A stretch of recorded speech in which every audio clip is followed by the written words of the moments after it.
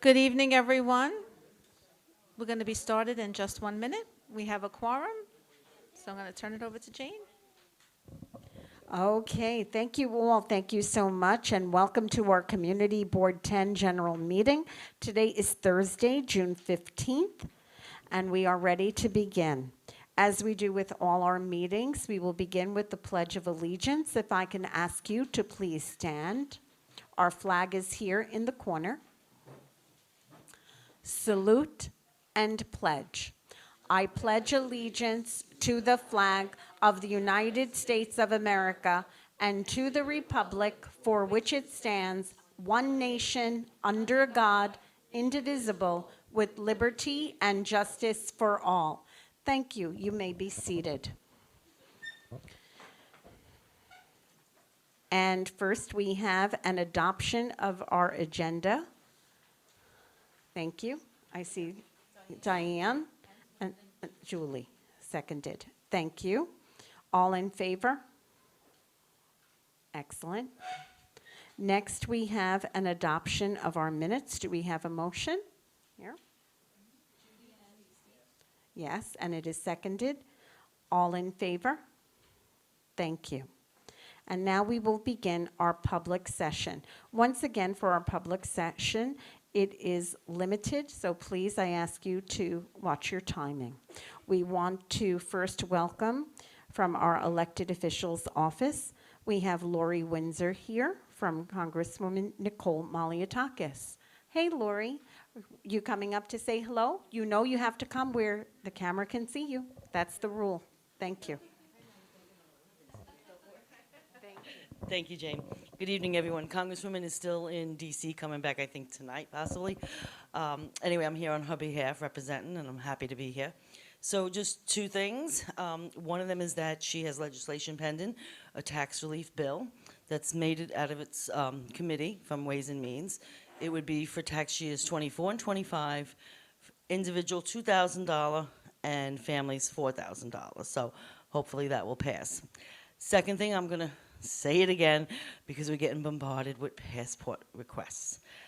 Passport agencies are up to 13 weeks now in processing. It's really, really bad. This is the worst that we've ever seen it.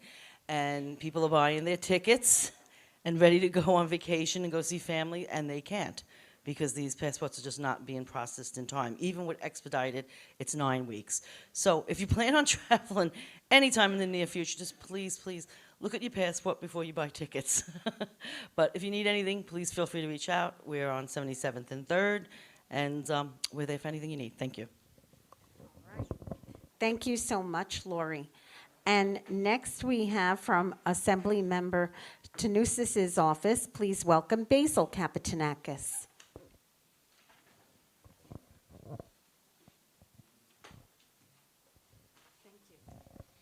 Hi, good evening, everybody. My name is Basil Kapitanakis. I'm here representing Assemblyman Michael Tanousis. I just have one announcement. If anyone wants any information on the upcoming June elections, I brought a lot of handouts and literature. They'll be in the first table as you enter, and they'll be in different languages.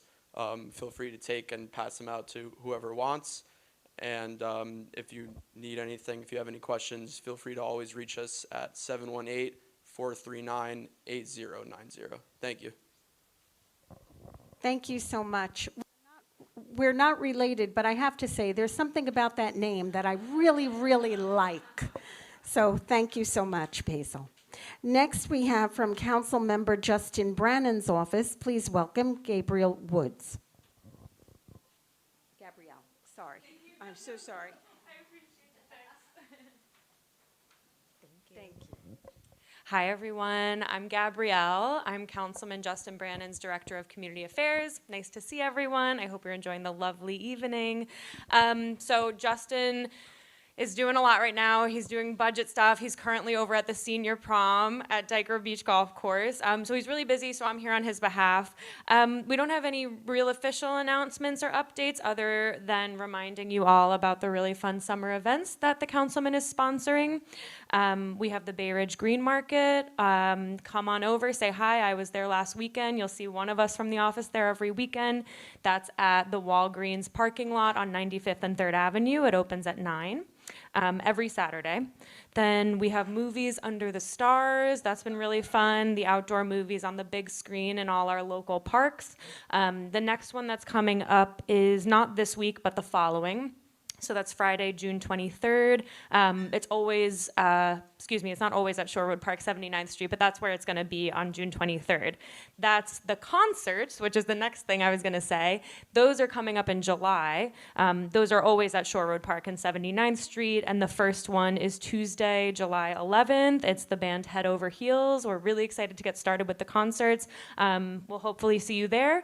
As always, feel free to reach out, email, call us. Our phone number is 718-748-5200. Our email is askjb@council.nyc.gov. Thank you. Thank you so much. And next we have from the 6-8 Precinct Community Affairs. Please welcome Police Officer Mina Gandor. We are happy to see our 6-8 Precinct represented here at our community board meetings. I don't have anything prepared, but I'll just say hello. I'm very excited to be here. As I was presented, my name is Mina Gandor from the 6-8 Precinct Community Affairs. I'm here on behalf of Captain Schaefer, the new commanding officer of the 6-8 Precinct. I'll be around if you guys have any questions, any concerns, any issues you want to let me know about. I'll definitely pass it to a precinct. If you have any questions, if I could answer, I will. If not, maybe next meeting we'll have answers for you. All right, thank you. Thank you so much. And I just want to also mention the 6-8 Precinct is taking the time each week to have a weekly meeting with all the school principals in the neighborhood. So all the school principals from within the 6-8 are invited to a weekly meeting that Mina helps to organize, and it's truly been a wonderful way to improve communication. So I thank you for that as well. Moving on, from Council Member Avalas's office, Rob Aguilar is here.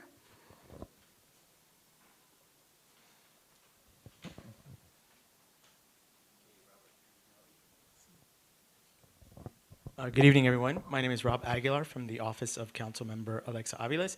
We don't have too many announcements. We just want to let you all know that starting next, on the last day of school, which is the 27th, we're going to kick off our free books event that we do every summer. So it'll be the 27th, which is the last day of school, and then thereafter, every Friday from 9:30 to 5:30, we'll be having free books for all grade levels in quite a few different languages. We're going to have books available in English, Spanish, Mandarin, and for adults and kids and students from K through 12. So that's going to happen every Friday. Now, I know into the future, I know that summer is just starting to kick off, but we're kind of working already on things for the fall. With redistricting taking place early next year, we are going to take much more of this district. So CB10, or part of CB10, or a great part of CB10 is going to be now part of Council District 38. So we will be planning mobile hours so that you don't have to come all the way to Sunset Park for services and needs. And we're already starting to work on finding locations so that we can do mobile hours closer to this side of the district. Also, we're working on a job fair that's going to take place September 24th, and we're going to bring in a lot of the city agencies who have a lot of vacancies. We'll be updating you as that comes along, but if you know of young folks or anyone that's looking for work, keep that in mind. That's coming down in the fall, September 24th, and we'll have more details as we get closer to that, but that's all we have. Thank you. All right, thank you so much. And next we move on. Hold on. This we said. I apologize. Next we have Claudia Sharippa. Is that correct? Thank you. Okay, and your name? Good morning. I say good morning by force of habit. I'm sorry. It's a new day. It's a new meeting. It's a new day. So please welcome. We just have to get your name down. Thank you. All right, thank you. Thank you. Good evening, everyone. My name is Frank Grassi. I am currently a member of a committee called Guardians of the Guardian. And if any of you know anything about the Guardian Angel Orphanage that used to stand at 12th Avenue and 63rd, 64th Street. If you've passed by it recently, doesn't look like much of anything. It's been over 2 years since the Landmarks Preservation Commission landmarked the building, and construction started, and the windows are all boarded up, and the trees are all overgrown, and where there used to be a beautiful park on 63rd Street or 64th Street, it is now condominiums, a couple hundred units of condominiums. And down at the other end of the street on 13th Avenue and 64th Street, it is now a school under construction, public school. Well, there was a building attached to that. By the way, I should mention that I was formerly president of the 68th Precinct Community Council back in like around 2001 when 9/11 occurred. And I was asked by the people who lived on that block, because of my previous background, if I could give them a hand in trying to get the building landmarked, which took us 3 years, and it got landmarked. The outside did. The inside, no one seems to know what's going on. The original owner, or the original builder, disappeared into the night. The building was taken over by other people. We don't know who they are. We know that they've had a lot of stop work orders, and we understand they are now back in construction there. A side building was attached to it at 1222 63rd Street. We called it the Sister Building. And it was a senior center for many of our seniors in the community. And they were told it was going to be retrofitted into a completely new senior center. It was going to be reestablished, rebuilt. It was going to be renovated. Well, that didn't happen. It got knocked down, and a beautiful building that was built in 1899 got leveled. And all the brickwork and all the beautiful windows that were made of copper were gone too, and history of our neighborhood in that section was also destroyed. And that's what's happening in this neighborhood. The people that are now building where the side building used to be have left one wall standing, a small, short wall, which was once part of the Angel Guardian home. And because that one wall is still standing, instead of having to qualify for new construction, they're calling it a renovation, because there's a one wall standing, and the city law says you can call it a renovation. We're trying to stop that. Nobody seems to know who the builder is, and efforts to reach the people that are doing this new construction seem to be unbelievably difficult to reach them. So I would like the community board to look into the matter, and if possible, to stop any possible construction down the road. I appreciate your time, and I thank you for your attention. Thank you, Frank. I do have a portion in my district manager's report about the sister building that was demolished. It was completely demolished. And Frank is correct. There are many loopholes in zoning, which we all know if you're board members for many years, and this is a loophole, or a very interesting development at this site. An alteration application was filed to construct a 9-story building as of right in the R5B contextual district. It was granted approval by the Department of Buildings. We did reach out. The board was not notified of the demolition of the building. It's not required in an alteration. Very hard for me, too, to wrap my head around how that happens. But we have requested from Department of Buildings a full audit of approved plans. 2 violations have already been issued for not adhering to what the plans that were submitted. I have put in a request to do an audit, and also we did outreach on behalf of the board and behalf of the neighbors to the Landmarks Preservation Commission. The lot itself was extended. The lot had originally just faced 63rd Street. The new lot drawing extends through to 64th Street, which is another provision that enables the building to be a height outside of what's currently allowed, 33 feet in the R5B district. So I will talk a little bit more about it in the report. We did outreach. We did write to the Landmarks Preservation Commission and did notify also all our elected officials in the area.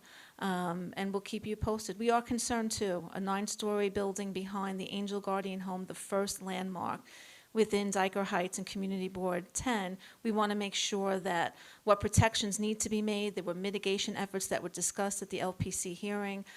So we've begun that outreach, and we'll certainly appreciate the advocacy and the outreach from the Guardians of the Guardian and all of the neighbors there on 63rd Street. Thank you so much, and thank you for speaking up about this important issue. And we see that we've been joined by Jessica Callow from our Borough President's Office. Did you want to come up and say a few words? All right, happy summer to you. Okay, thank you. Next, we have Kathleen Walker. Kathleen, please come up.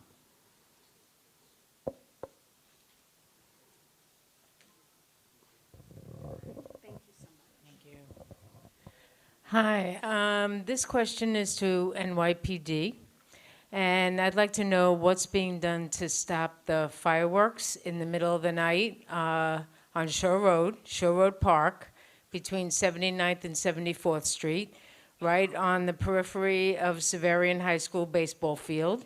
And 1:30, 2:30, 3:30, I'm calling 311, making a noise complaint. So are my neighbors. I called NYPD 68 precinct, and I want to know if there's some kind of patrol going on in there, ever, to stop these guys, because, you know, we need to sleep. The 4th of July is coming up, and it just seems they do whatever they want with no consequence. Thank you so much for sharing your concerns.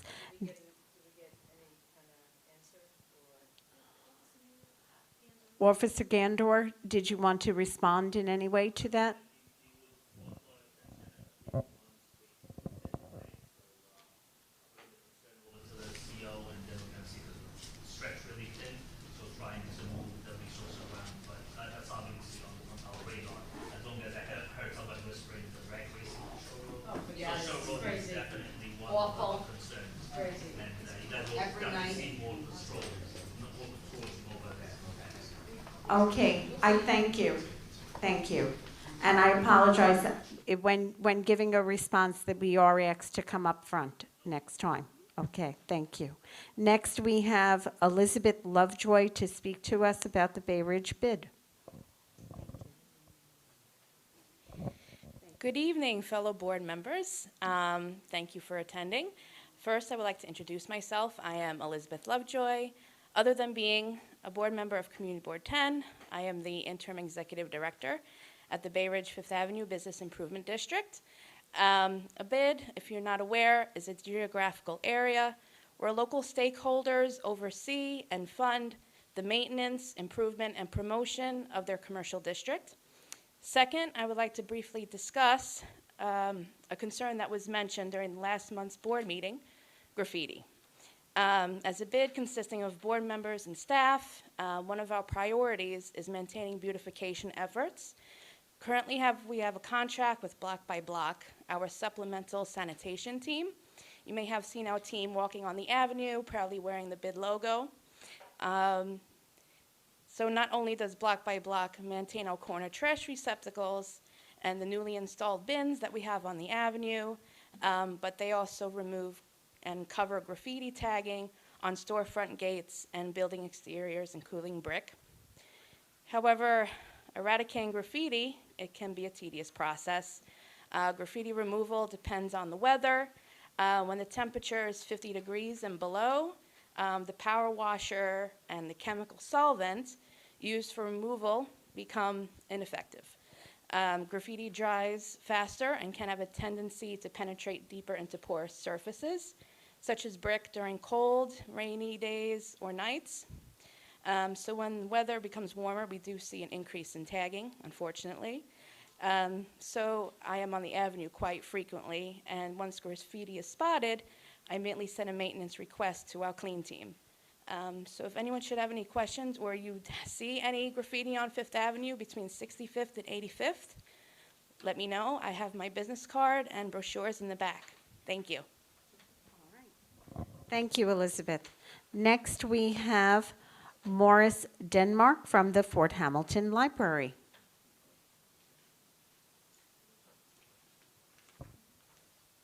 Here you go. Thank you. Thank you. Good evening.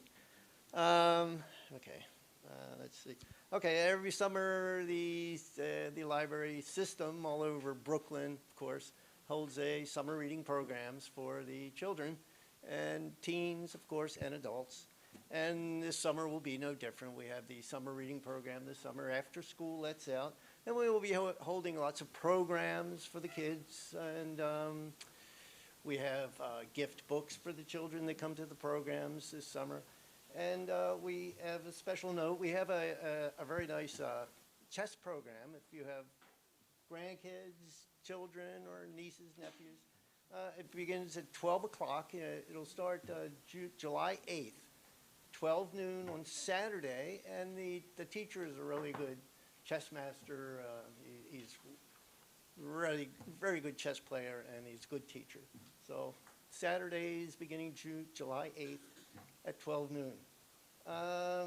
In other news, we had a wonderful program for older adults. It was a 9-week watercolor painting program that was sponsored. We got some great funding from organization Lifetime Arts, and they funded the teaching artists to come in, and all supplies were paid for by the Lifetime Art program.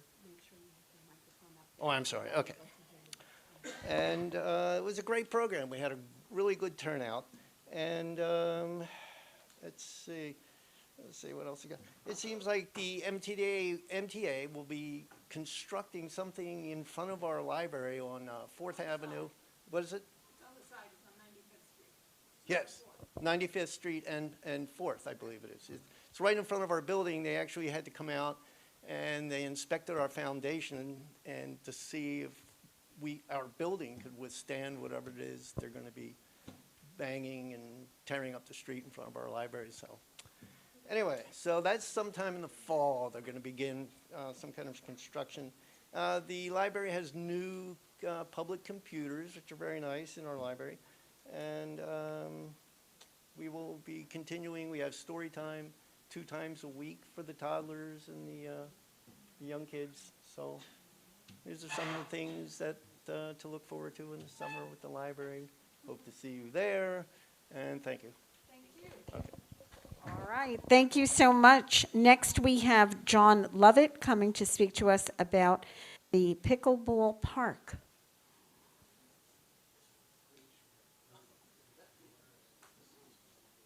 Thank you. Thank you. Good evening. My name is John Lovett. I'm here on behalf of my brother Peter, that was the director at Fort Hamilton, and my brother passed away 2 years ago. And Joe Walsh apprised me and my sister and my sisters that they want to name the pickleball park in his honor. And I was just so touched by it, because if you know my brother, he was a very quiet guy. He worked for the park probably over 30 years. And my brother never thought of himself working for the parks, because I think he felt it was more of a calling. My grandfather, my brother Peter was named after, also worked for the parks. So my brother had a love for the parks. And I always joke around, my friends would ask me, how long is your brother going to work in the parks? You know, he's getting on in age, but you never know it.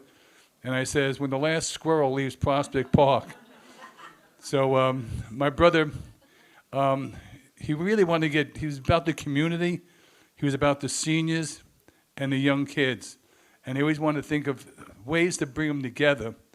And he would find different ways, because he would talk to me, he would give me a call, and I didn't really have much of a chance to even say too many words, because he would go on for about a half hour what he was going to do about the parks. But I think I should have worked for the parks, because I knew so much about it. But he always constantly talked about the parks, how much he loved it, what other things he can do. Not many people would know my brother was a national runner at Powell Memorial High School. He was on the national team, was #1 in the country back in 1969. And we were one of the 3rd fastest ever at that time. So my brother had a history about running, and he also wanted to, when he went to his senior years, he also competed as a runner. And he also wanted to kind of bring that into the parks, not by just running with the seniors, but get them to get up and walk, if it's only a half a block. So he was always thinking ideas to get seniors and youth together. And then we told him about the pickleball park. I don't know what he was talking. I thought he was talking about pickles or something. But I found out what it was and how much he had a love to do this. And when I found out that he found the spot where he wanted to have the park, Leif Erikson, and again, I don't want to go on and on, but part of my family history, every year we come to Leaf Erickson Park for the Norwegian Day, because my parents would bring us down there and see the parade. They would march up, and that's where they would go. So my brother, when they said Leaf Erickson Park, I said, what a great place. And plus with the pickleball park that he loved and brought into the parks. So I'm here just tonight to thank Joe Walsh and the community for thinking of my brother, and hopefully they'll think that's the right thing to do, to name the park after him. Thank you. Thank you so much. And Joe Walsh is up next to speak on this same issue. And for all the years that we did have our meetings at the senior center, your name is so familiar to us as well. And we remember your brother very fondly and thank him for all his years of service and hospitality to all of our community board members. Thank you. Thank you. Yeah, so there's a pragmatic part of this also. I mean, I love Peter, and it was amazing. I mean, I knew Peter was popular, but I started this petition. I got like over 120 names and put no effort into it at all. It was just people eager to sign and asking me what else they could do. You know, like I asked them to sign a petition, like, is there anything else I could do? And there's just so many people. I didn't realize how really popular Peter was. But the pragmatic end of this is Leif Erikson Park is gigantic. A lot of you don't realize how big it is, and it goes back. I think it predates the Gowanus Expressway. So it was basically like a parkway originally. It still does. It starts at 4th Avenue. It's everything between 67th Street and 66th Street. At 4th Avenue, to 5th Avenue, to 6th Avenue, to 7th Avenue, to 8th Avenue, to 9th Avenue, to Fort Hamilton Parkway. And what happens with us is pickleball has become incredibly popular. And the area we play in is only 120 feet by 60 feet in that Leif Erikson Park that I just described to you. And we have a Team Reach group, and you know, and if you go through our club, you could find it right away on the GPS. But if you're just going through Google or Maps or something like that, it may drop you off at 4th Avenue, 66th Street. We've had a lot of people, you know, calling us and direct messaging us. And, you know, I looked for this place for an hour and a half, and I didn't find it. And so there's a pragmatic end to this, that we need a special name for this area to park, because if you just go to Leif Erikson Park, you may not find the pickleball area. Yeah, besides that, Peter his history is wrapped up in that area.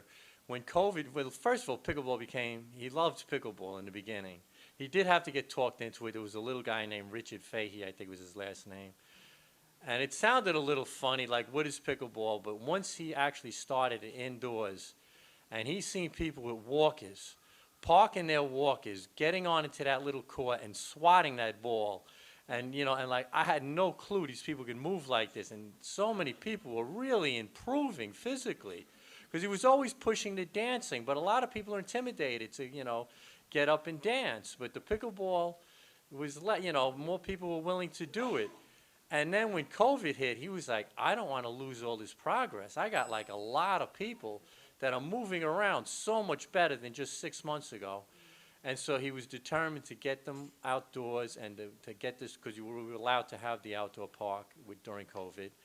And he arranged, and every morning he would come out, we would set up his nets that he got from the Parks Department.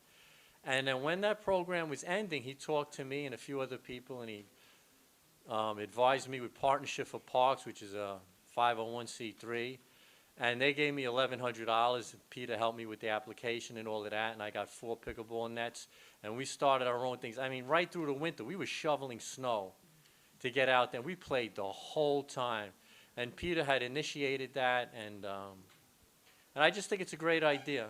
Thank you. You know. Thank you. That bell meant our dance time. Oh, okay. I didn't know that. It's okay. It's okay. Thank you so much, and thank you for sharing your stories about this and how meaningful it was to all of you. Next, we have Board Member Carmen Feliciano is coming up to speak to us about the Bay Ridge Senior Center. Thank you. Hi, I'm a member of the Bay Ridge Senior Center, a member of the Community Board, and a member of my church and several other organizations. And the reason I'm pointing that out is because I do not have a car. So I have to get around by accessoride or public transportation. The senior center put together this really great letter that details the problems with the MTA wanting to reroute 2 buses.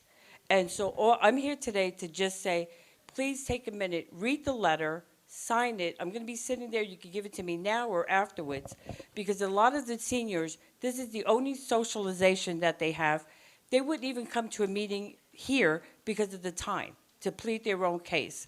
So I'm asking for your help, because if they reroute those 2 buses, a lot of them, it's a half mile from 4th Avenue down to where the new center will be, and that will make a huge difference in their life and not be able to participate. The senior center currently now says they may have a shuttle bus, but it's not going to be continuous. And if somebody wants to go to the senior center for a certain class or to meet up with friends or something, that makes the biggest difference. So I am pleading with you to please sign this letter, give it back to me. I've gone to different organizations, my church, different women's groups, teen groups, gotten a bunch of them signed, but the more you can do, and this is the only time tonight that non-members can actually vote and do something. It's just a signature, but it's going to make a difference, because the MTA needs to know that this is an important issue to us. And the one thing in this letter that it ends, it says, older adults need more accessible transportation, not less. If it were up to me, I would reroute it and say, everybody needs it. So I want you to please take a minute, read the letter, sign it, hand it to me. Yes? Yeah. Survey completed with Community Board 10 found that 88% of our members would be negatively impacted by this change. Does that mean the members here? The members at the senior center. They gave us a survey. They have a thing called a chatterbox, and they sent it to us, and people filled it out. Yeah, yeah. I'm saying the way this reads is that 88% of our members here, and it sounds like we're kind of putting our It would little weight affect. behind it. Right. Should they? I can tell them to. It,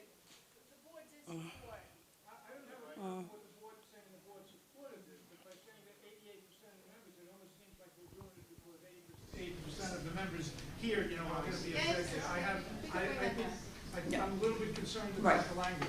Right, because it affects not only the seniors, but people getting off at 4th Avenue, wanting to take the boats, people shopping, visiting, yeah, right. Right. Right.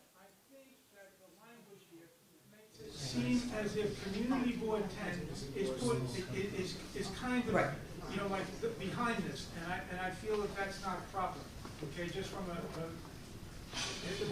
Yeah, Right. no, I understand the way it reads, but I'll just explain to you what it was. It was it was a survey that was distributed, and we were part of that team.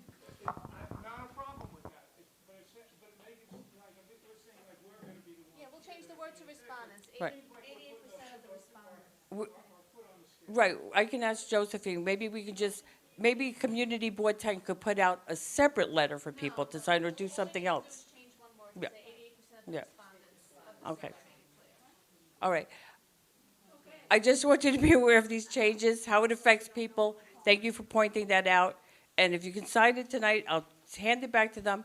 But thank you for pointing that out. Thank you. Thank you so much. Before we go on, there is someone who is parked illegally in the Grand Night spot. So we do not want to offend the Grand Night. So please kindly move your car if you were there. Thank you so much. And our last speaker for the night, please welcome Danielle Mowery to speak with us about citywide participatory budgeting. Thank you. Thank you. Really quickly, I just want to let you know I've been working on citywide participatory budgeting, which is the city's doing it for the first time citywide, so each borough can vote on projects. I have information on the back table there, including paper ballots, but you could also take a postcard and scan a QR code and vote at home. Basically, these projects are already funded. The top 4 projects will immediately happen in Brooklyn, and you can vote for as many projects as you want. Just put an X on the box. There's also a survey next to the ballots. If you want to fill that out, that's great. You don't have to. But I'm really encouraging you to vote. The voting goes through June 25th. but it's very easy to vote in a paper ballot. So if you could do it tonight, I will make sure that the CEC gets those, the Civic Engagement Commission gets those votes in.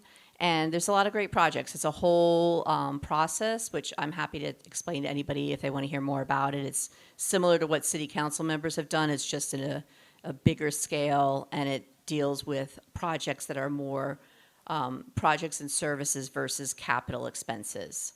So the information's on the back table there. I have like a CEC bag to flag where it is, and there's postcards as well and paper ballots. So thank you. Thank you. And we do have one more. Please welcome our other board member, Marie Merville Shazada, to speak with us about Disability Resource Fair. Welcome. Hi, everyone. I just wanted to actually inform everybody. I am the executive director of El Fadila Community Services, and we started a new initiative of reaching out to the community about disability. And disability occurs from when you're a baby to when you get older. And me, as being a mother of an autistic child who's 23, going to be 23, with a lot of parents, there is not that map to tell you what to do with your child who has disability. So we decided to have an initiative of a disability resource fair. The first one we'll be having is on June 25th at Roy Campanella OTC, which is on Stillwell and Avenue X, not our district, but it's to inform the community and to have people come out there. We're going to have another one at IS 30 on 4th Avenue in Ovington in August. Yeah, I worked there, but I don't remember. And thank God we got a lot of great partners, the Mayor's Office of People with Disabilities. We have the Justice Center from New York State. We have NYC, Department of Education, now called Public Schools. That's with Christina Foti. She's a superintendent. And we have so many other great partners, Care Design, all these other institutions or agencies that actually help with disabilities. And I have people calling me, can I bring my son, he's 20 years old, can I bring this? Everybody could come because, again, disability can happen to you at any moment. So thank you, actually pushed me because, yeah, you know, we need to help people who need help, and a little bit more help. Thank you. Thank you so much. Thank you. Thank you. And now this concludes our public session, and we will move on to our public hearings. First up, we have Diane Gunardis coming to speak with us this evening with a committee report and recommendation.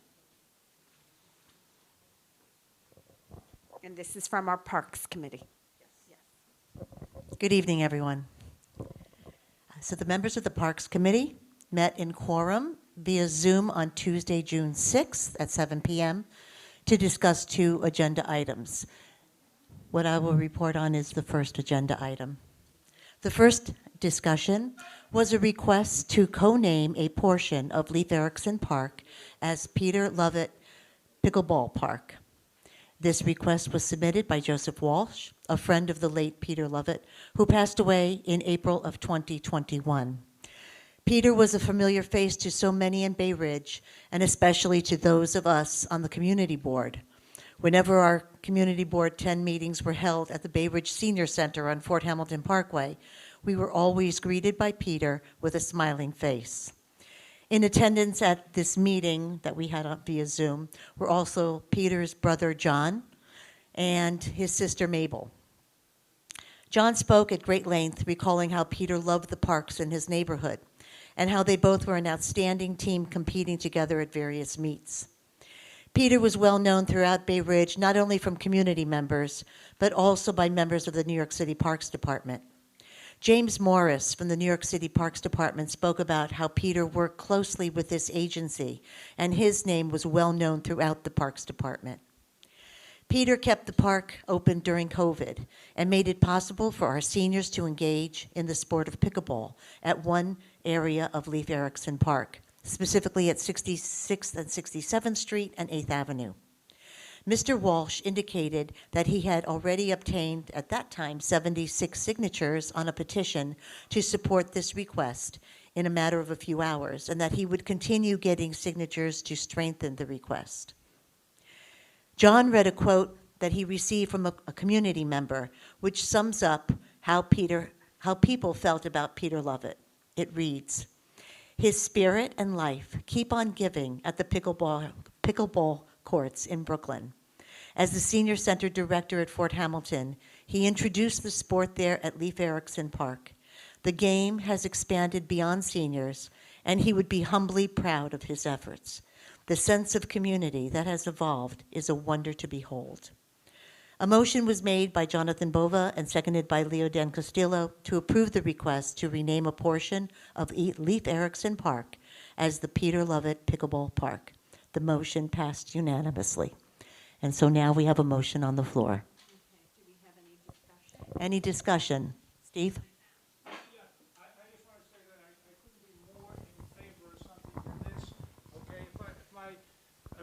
If my arithmetic is correct, that means that Peter was actually at Powell Memorial when the great Lou Alcindor was there. Is that correct?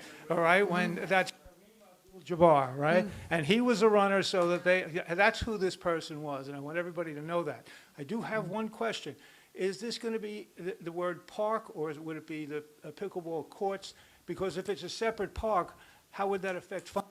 I'm afraid that the funding might not be enough for this place. Okay, That's what I'm I have concerned not about. seen the actual request, but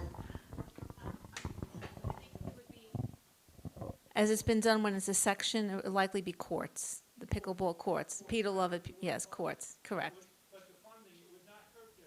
Not at all, no. and so I will adjust the minutes to record this. Any other questions or concerns? If not, let's vote. All in favor? Beautiful. Is there anyone opposed? Any abstentions or recusals?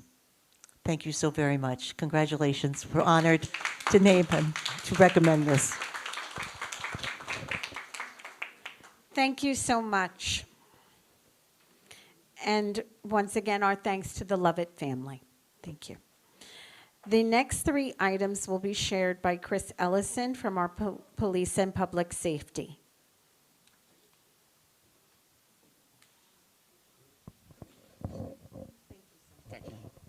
Good evening. The Police and Public Safety Committee was held on June 5th, 2023. The following items are on the agenda. An SLA corporate change at 7221 Someplace Else, doing business as Catch 22, 7221 3rd Avenue.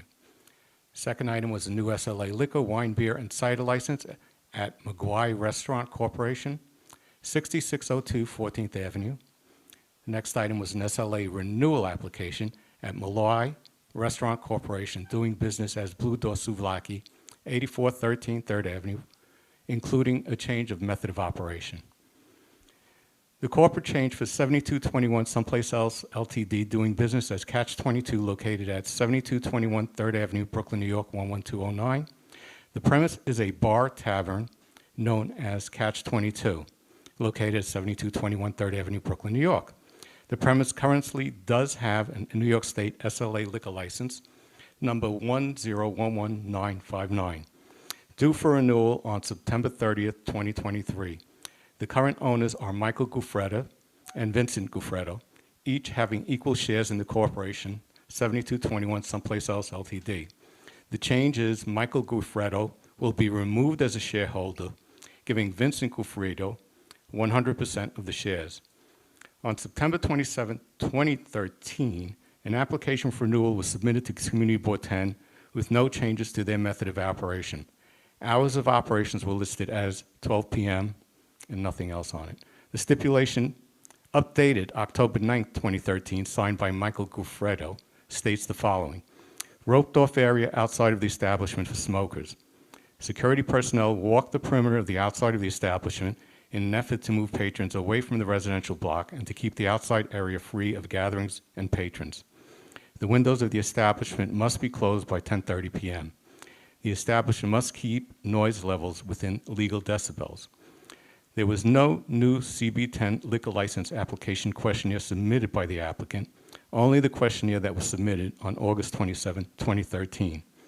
This was the standardized notice form for providing 30-day advance notice to local municipalities, to Community Board, which was submitted May 26, 2023. Present at the call was Mr. Vincent Gufredo, who did have some technical difficulties during our call.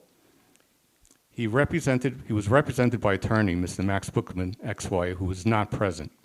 He was also abashed about the hours of operation since the previous application was vague. He stated that his hours of operations are approximately 11 a.m. to 3:45 a.m. on weekends and on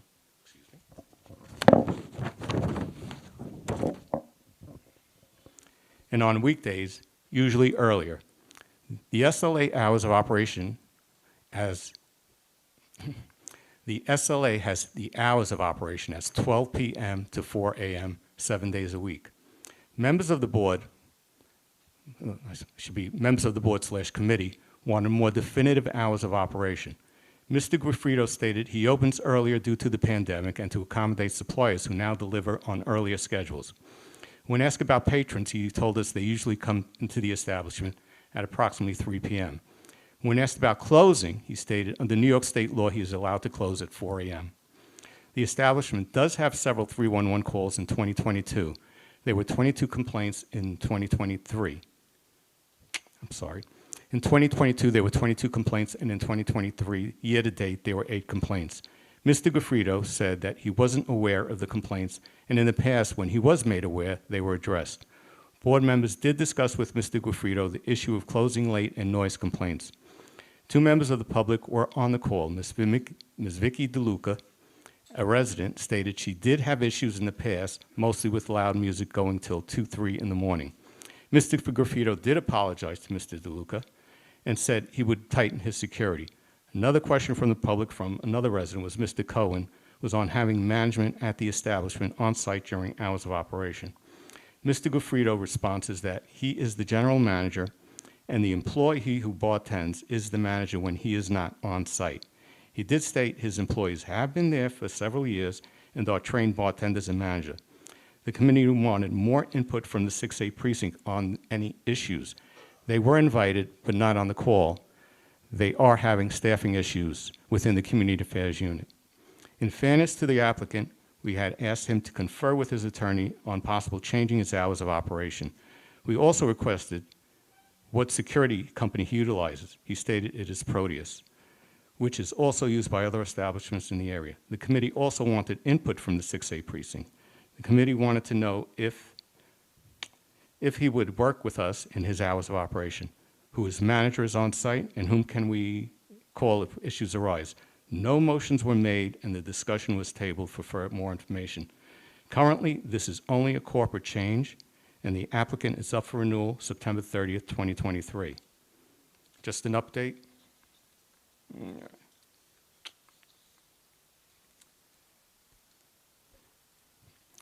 My update. On June 5th, 2023, the committee meeting of CB10 Police and Public Safety Committee had some questions. Were asked when the answers were the following questions. What security firm is used by Catch-22, and is Proteus the company that is used? It is also used by the same firms by other establishments in the area. What, if any, police calls have there been? As per P.O. Ingebretson of the 6th State Community Affairs, these are the following. In 2021, there were 23 total 911 calls, 1 aided, which is assistance for help, and the rest are officers doing directed patrols answering 311 calls. In 2022, there were 36 total 911 calls, 1 aided, 1 fire call, 3 calls for disputes, the rest were directed calls for 311. In 2023, January 1st to present, there were total 10 calls, 2 aided assistance, the rest are directed patrols and 311s. The community board, we also did a FOIL request to the SLA, and as to this date, there is no reply. So that is the end of my report on that part. So we did not entertain any motions from the committee at that time. Any questions? No vote?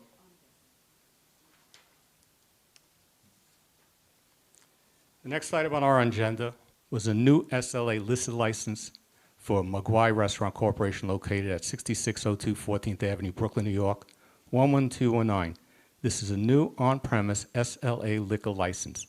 The applicant, Ms. Maria F. Huerta, Heraclio is the owner and was present, and also present was the applicant's attorney, Sandra Hung Fong.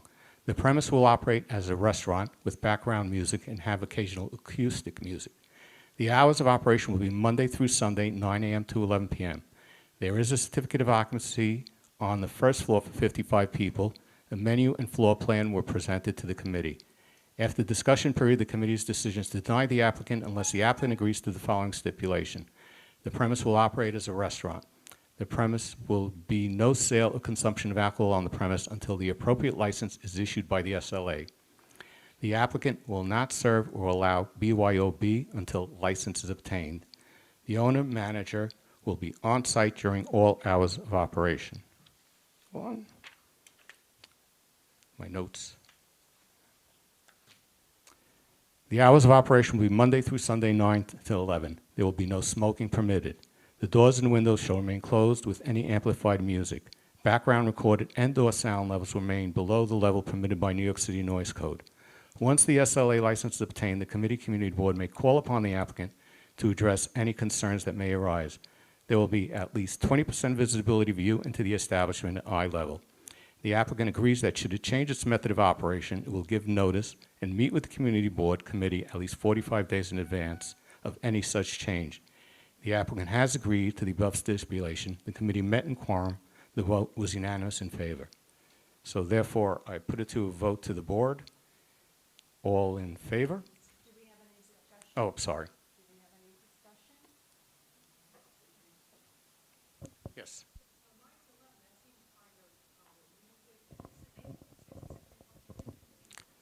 I'm sorry, I didn't hear you. Could you please speak up?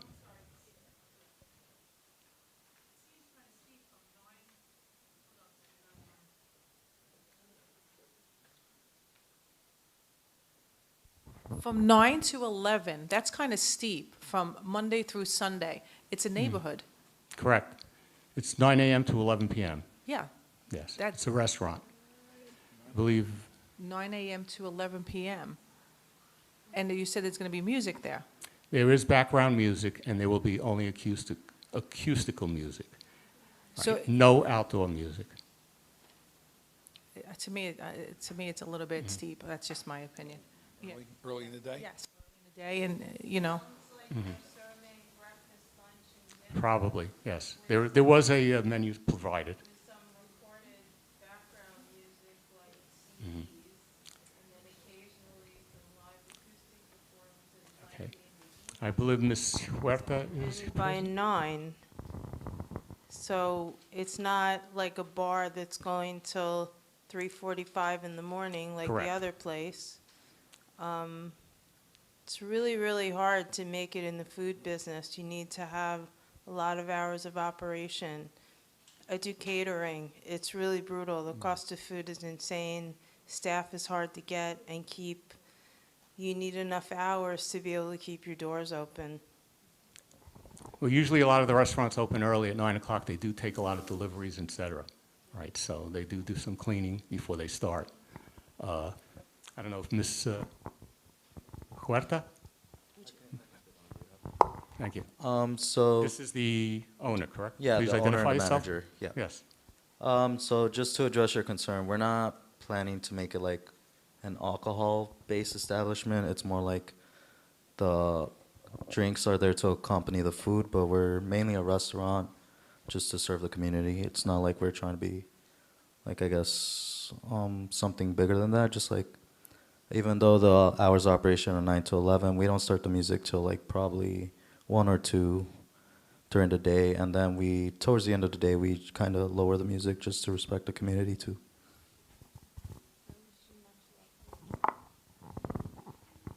Any other questions?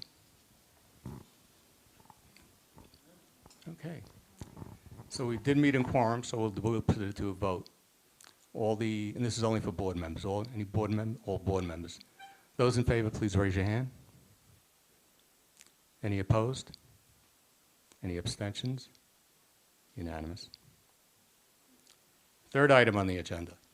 It's a renewal and change of method of operation for an SLA license number 1302939, beer, wine, and cider for Malai Restaurant Corporation, Doing business as Blue Door Souvlaki, located 8413 3rd Avenue, Brooklyn, New York, 11209. The applicant, Ms. Skidiaki Lakas, is the owner, was present. The premise is a restaurant with background music. The hours of operation on Monday, closed, Tuesday through Thursday, 12 p.m. to 10 p.m., Friday and Saturday, 12 p.m. to 11 p.m., and Sunday, 12 p.m. to 9 p.m. The change to the method of operation is the use of the rear yard. There have been complaints about the noise coming from the rear yard of amplified music. The outdoor dining holds approximately 30 patrons. One member of the public spoke about the complaints of noise coming from the rear yard with outdoor music. After a discussion period, the committee's decision was to deny the applicant unless the applicant agrees to the following stipulation. The premise will operate as a restaurant. The owner or manager will be on site during all hours of operation. The hours of operation on Monday closed, Tuesday through Thursday, 12 p.m. to 10 p.m., Friday and Saturday, 12 p.m. to 11 p.m., and Sunday, 12 p.m. to 9 p.m. There will be no smoking permitted. The doors and windows shall remain closed with any amplified music. The background recorded all music sound levels will remain below the level permitted by New York City Noise Code. There will be at least 20% visibility view into the establishment at eye level. The applicant agrees that should it change its method of operation, will give notice to the Meet with the Community Board committee at least 45 days in advance of any such change. Outdoor music is not permitted. The applicant has agreed to the above stipulation. The committee met in quorum. The vote was unanimous in favor. Any discussion? Yes, sir.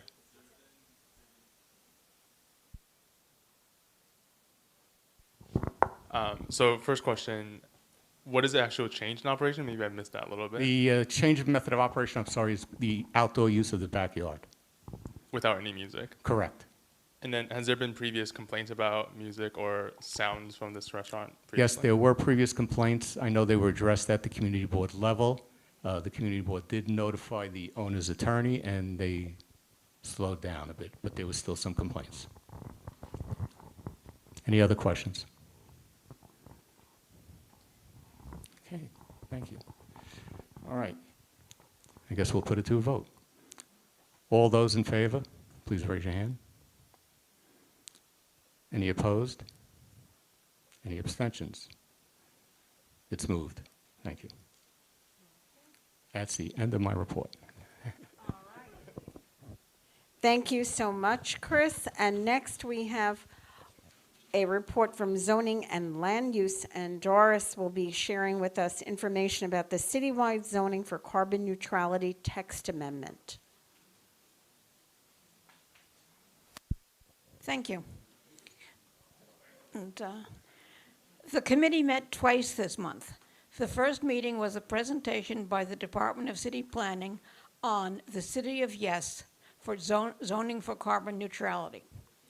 The city has set a goal of reducing carbon emissions by 80% by the year 2050. One way the city hopes to achieve this is through modifications to existing zoning regulations. The first meeting was a bit overwhelming. It is unusual for the Zala committee to meet and not have lots of questions. But they did not. But after a bit of time to digest the proposal, we met again, and there were many questions. The committee understood and supported the need to reduce carbon emissions. However, there were many questions and concerns that could not be fully addressed. One concern was the lack of community input. Another was that this is a huge change, and we better get it right. We toyed with having another meeting, but we decided there really wasn't enough time for another meeting, so District Manager Beckman gave the committee homework to address the issues. There was a summary page on the DCP's presentation, and she broke those up into committee members and asked them to address their concerns. Comments from the homework have been incorporated into this report.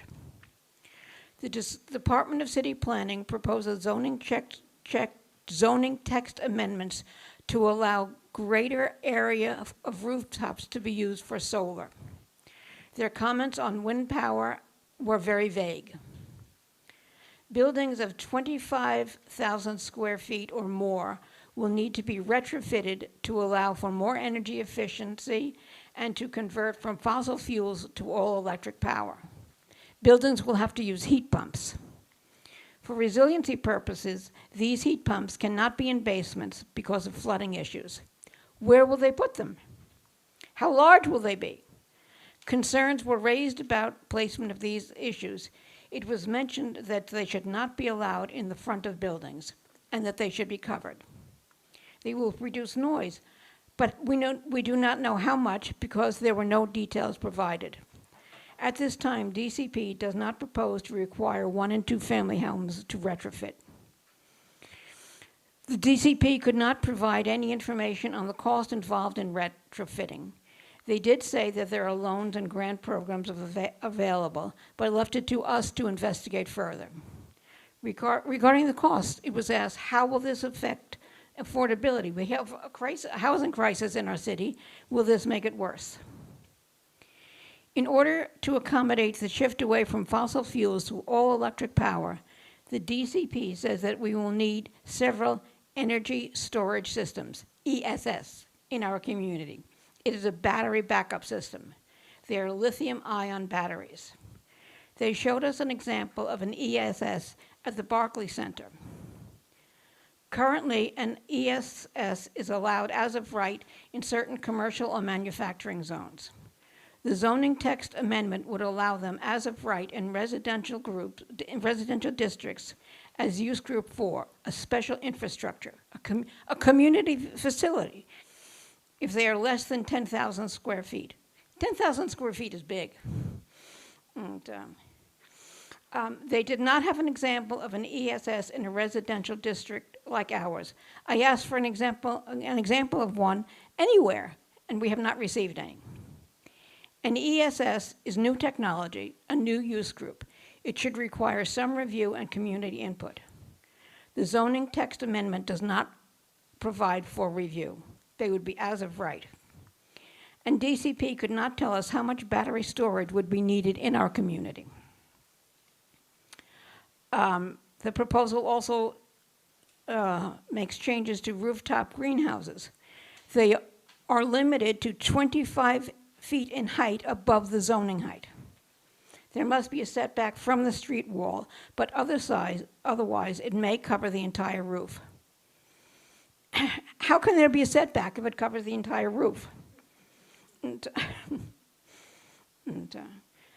allowing 25 feet for a greenhouse is a huge increase in height.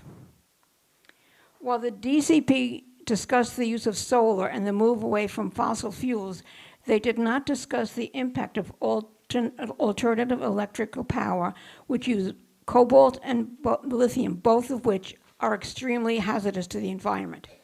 Maybe not New York City's environment, but for the world environment. Mining these materials is very problematic, and disposal is equally problematic.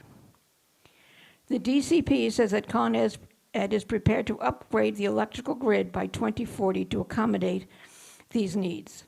As part of this, will they put underground wiring in Dyker Heights? This is an area with overhead wires and is subject to frequent power outages at times of low or normal demand. That issue needs to be addressed. DCP also proposed that all parking garages be open as charging stations. This is something that should be part of building management decisions. I could go on, but I think this covers most of the issues we discussed. There was a summary page, which I think, okay, which you have, yes, that. So that was divided up, and Josephine took the summary page, the comments from the meetings, and the homework that people did, and created a resolution. The committee decided to divide, as I said, divide tasks into the 17-point summary. We agreed to compile the responses in the form of a motion to send to DCP as part of CB10's comments on this proposal. The Community Board public review period ends on July 30th, July 3rd. So we don't have, they said they would accept feedback until September, but we believe it's most important to get it in by July 3rd. So Josephine has written a very extensive motion, and she has agreed, she's written it, and she's agreed to read it.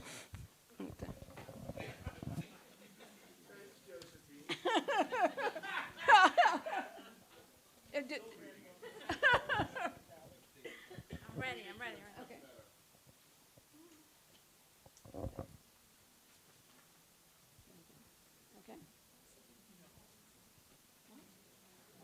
Okay. Okay, I have this one. Yes?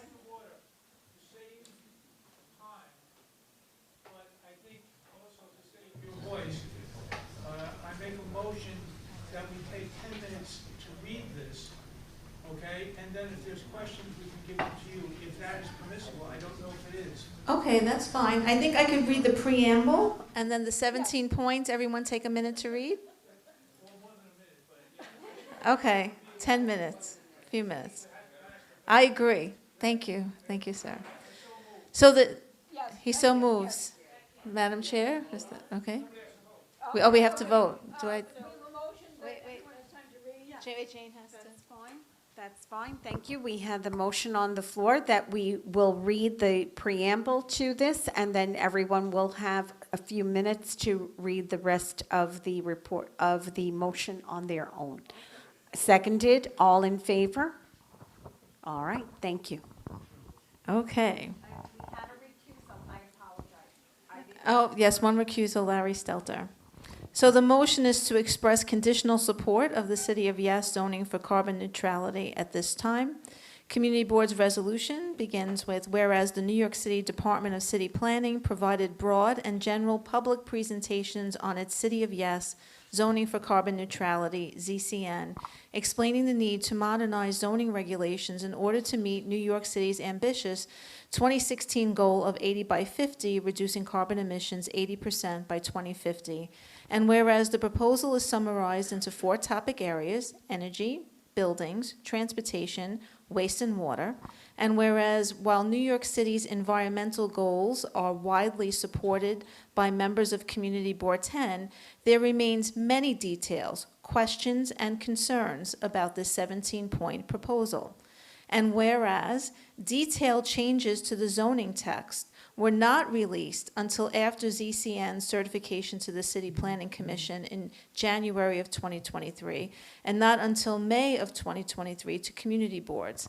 And whereas passage of this zoning text amendment will allow significant changes to height, yard obstructions, and newly defined uses within residential districts, including the contextual districts within Community District 10 as of right, forever changing community input and comment on these changes, and whereas 77% of Community District 10 is residential, therefore, be it resolved that Community Board 10 provides the following comments, concerns, and questions based on the 4 topic areas: energy, buildings, transportation, waste and water, as follows. And they are broken down for your review and reading.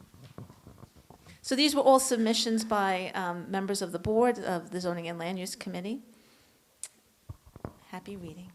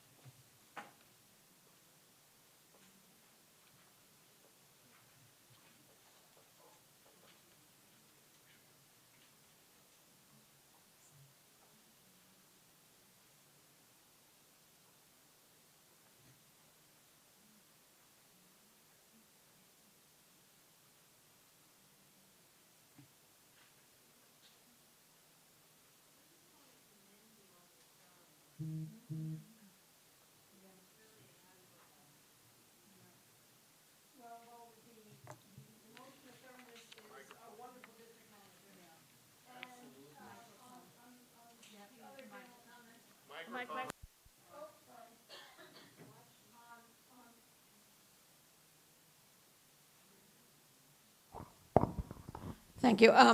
On the motion, I have to thank the dedication of Dorothy, who studiously went through it and summarized it and put all our thoughts into it. On my report, I have to say the Zoning and Land Use Committee is a very dedicated committee and puts their heart and soul into it, and I really thank them for their dedication.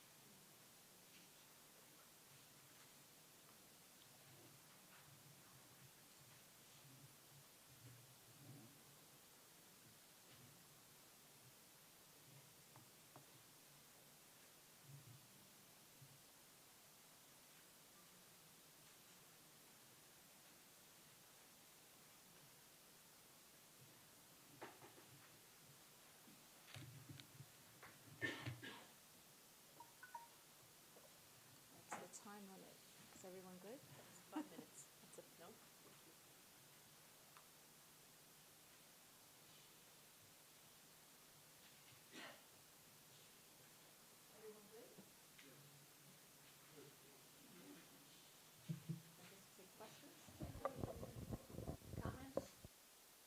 Discussion.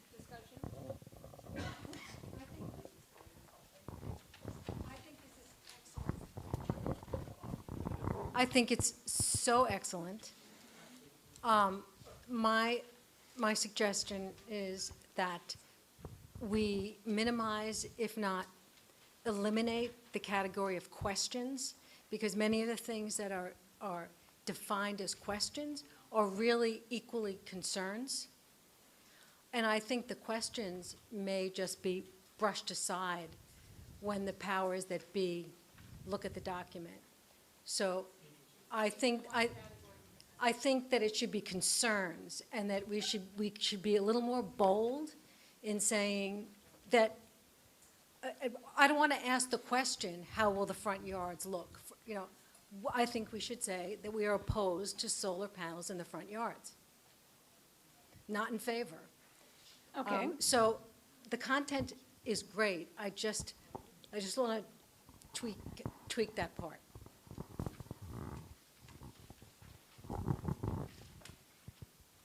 Okay. Oh, Hey, sorry. It's okay. I had 2 points. One, just another sort of formatting thing. I think there are 2 points in here where there's a category called recommendations. Is that what DCP is proposing, like what they're recommending? Josephine? That's how I read it, but that's the first one and one later back. 6 as well. No, I think that was comments on, Oh. on what was proposed. Okay. That was submitted by a board member. Right? Oh. Leazan, that was yours. Yeah, number 1 is mine. And number 1 was mine, and I was just trying to outright, give recommendations, but perhaps the language should read board recommendation.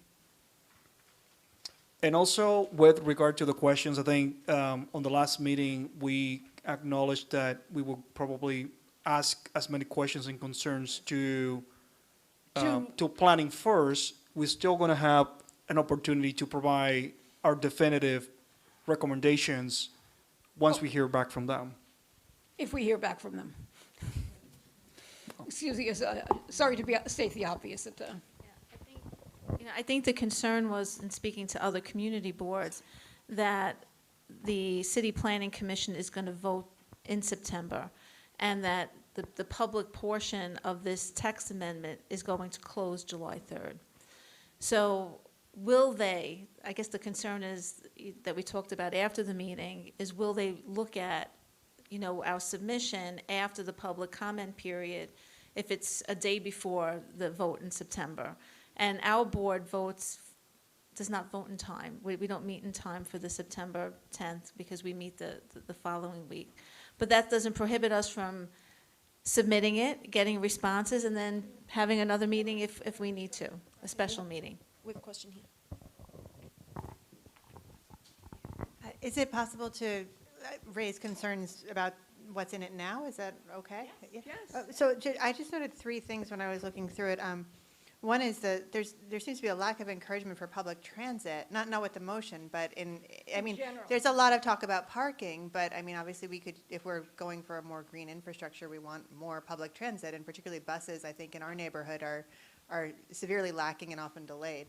The second thing I was going to say is, one concern I had is, are people going to start sort of doing an Airbnb for their garages with solar panels? And I know my neighbors do charge cars there. I don't particularly want to have an Airbnb next door to me for parking. I think that would be unpleasant.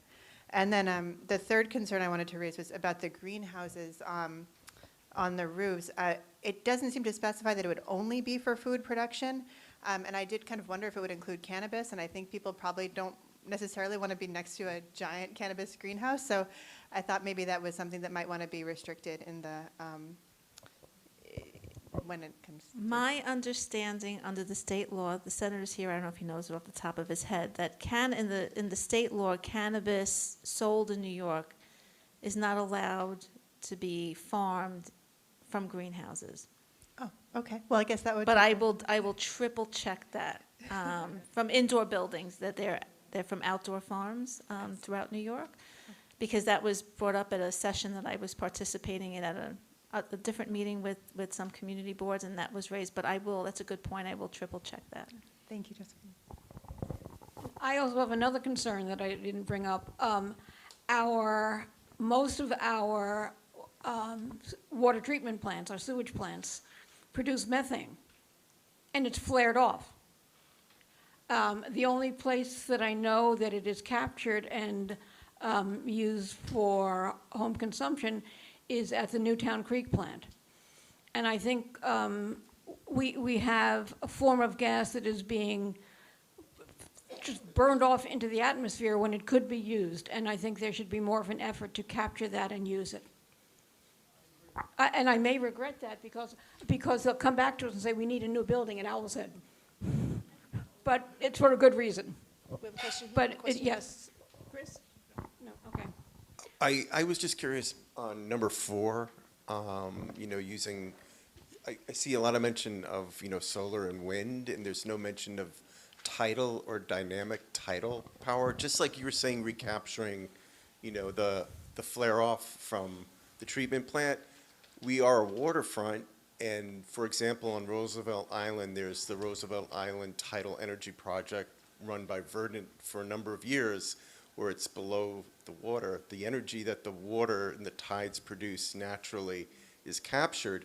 I know that I've read about complaints on, wind power that, when you get large wind farms, they are loud, they break down, things like that. But I was just curious because there's no comments and concerns raised there, but there's no mention of tidal energy. It's an alternative We will add renewable. that. It was not part of this, but Steve Harrison did mention that to me. He said he was surprised that that wasn't, but we didn't put that down in comments. We will add that. Okay, we have Thank you. Jack. Yes. We have Jack over here. Jack? Hi. So on number 5, just want to clarify what AOR means. What? As of right. As of right.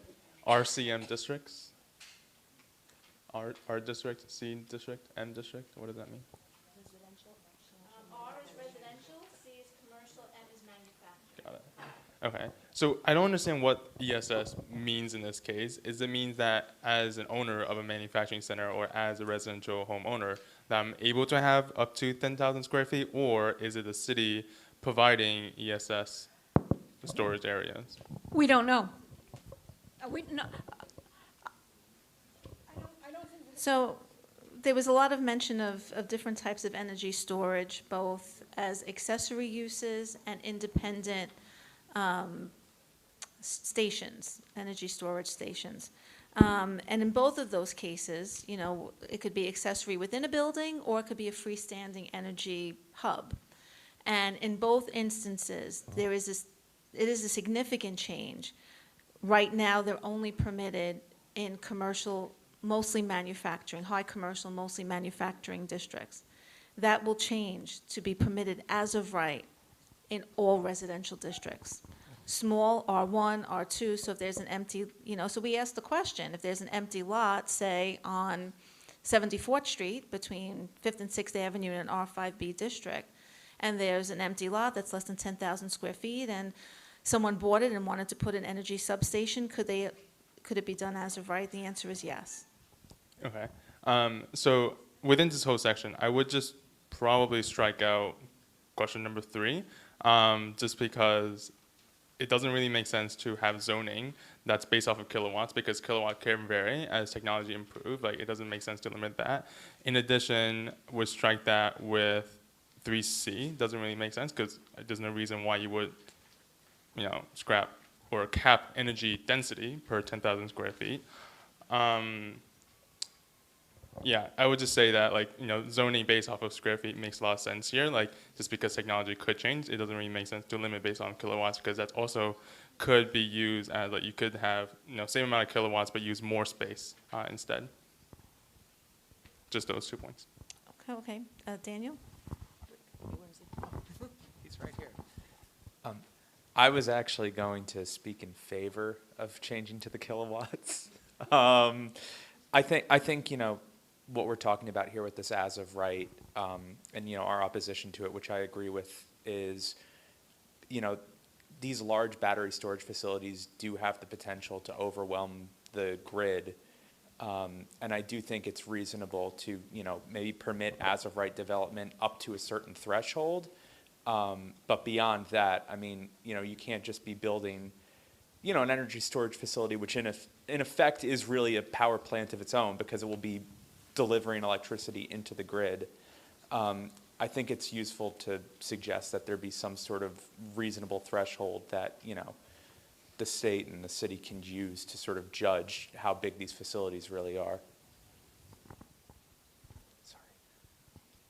Right, and I think that, you know, we don't know how many of these facilities are gonna be needed.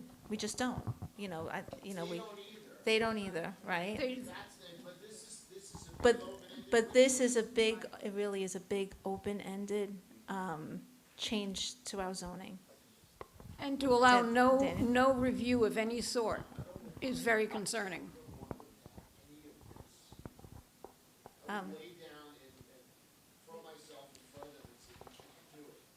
Because there's sufficient things in place. There are sufficient places that they could apply for a permit to do this, or they could bring it to the community board. They don't need to have a get-out-of-jail-free card. This is one big, huge get-out-of-jail-free card, and I'm all for it, but they wrapped it in the environment, and I don't like it, and it smells bad.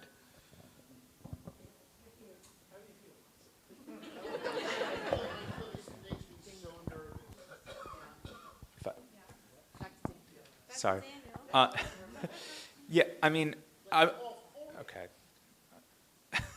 I was just going to say that there are reasonable thresholds that exist. I mean, you know, in the statewide procedures for citing different kinds of, you know, renewable generation, they have a threshold. It's probably a lot higher than what we would want here, but I mean, you know, I'm not an electrician, but there's got to be a reasonable one that exists that can sort of separate this large sort of, you know, utility scale storage from, you know, residential, commercial, sort of personal use. I think that's sort of what the priority should be. Yeah, and I think other counties in New York State agree, because as I was doing research for this, there are thresholds, you know, as it specifically relates to residential, especially lower contextual, you know, density districts and concerns that have been raised in other municipalities. Yeah, it does make sense to like limit it based off like a percentage of the square feet. Like if it's like a 1,000 square feet house up to 100 square feet, right? A percentage of that makes a lot of sense.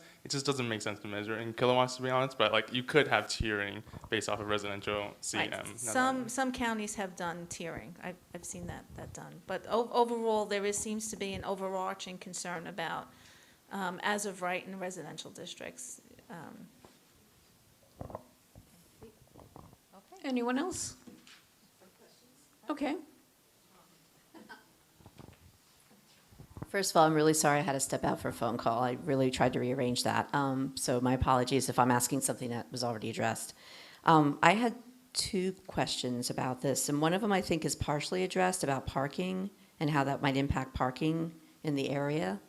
Because I know just on 76th Street, like parking, we've been losing spots for random reasons. So that was a concern that we've spoken about, that if chargers are allowed, if a company is allowed to put a charger in a residential space and renting it, that becomes, I think Elizabeth said, kind of like, you know, an Airbnb. You know, people will be renting it out. That's a very different use that would be as of right in a residential district.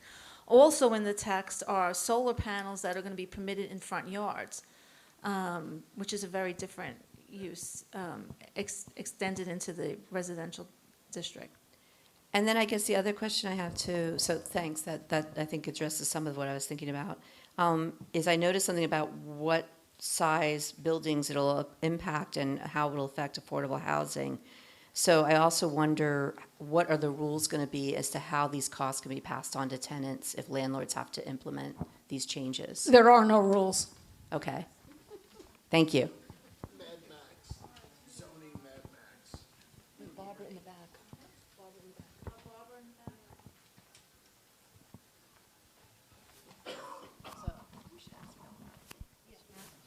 I would have the same concern about co-ops because we do have so many cooperatives in our neighborhood, and many of them struggle financially to keep up with what the city is implementing and demanding that they have.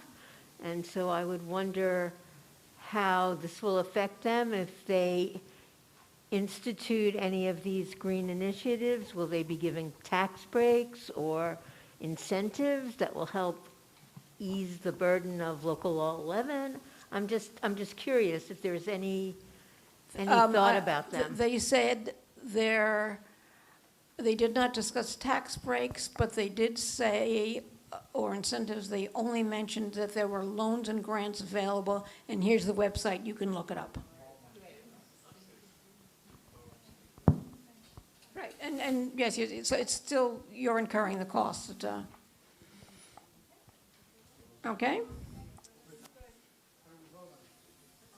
So, well, we've reviewed it. We agree with all the concepts. We want some stylistic changes made to it.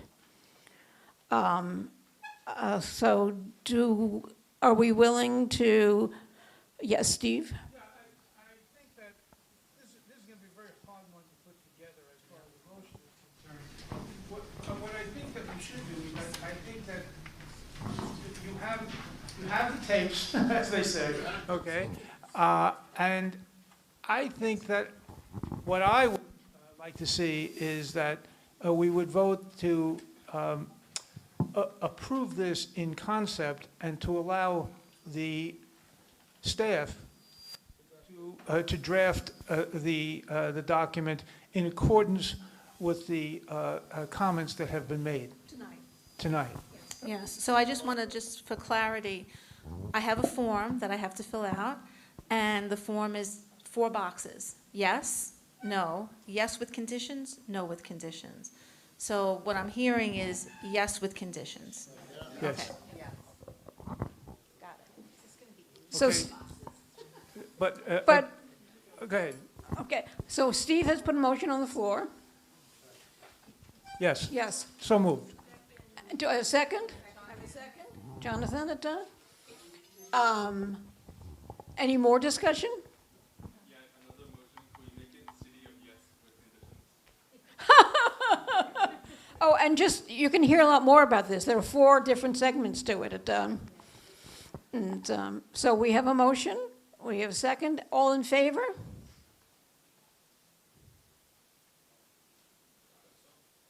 Abstentions, recusals? Okay. Thank you. Thank you all. And, any opposed?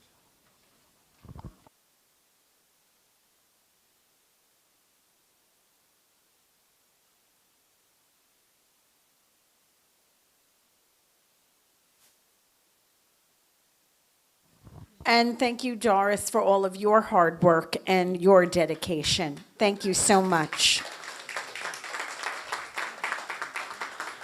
And before we go on with my chair's report, I see that we have a former member of CB10. Our State Senator Andrew Gennardis is here this evening, so please welcome him.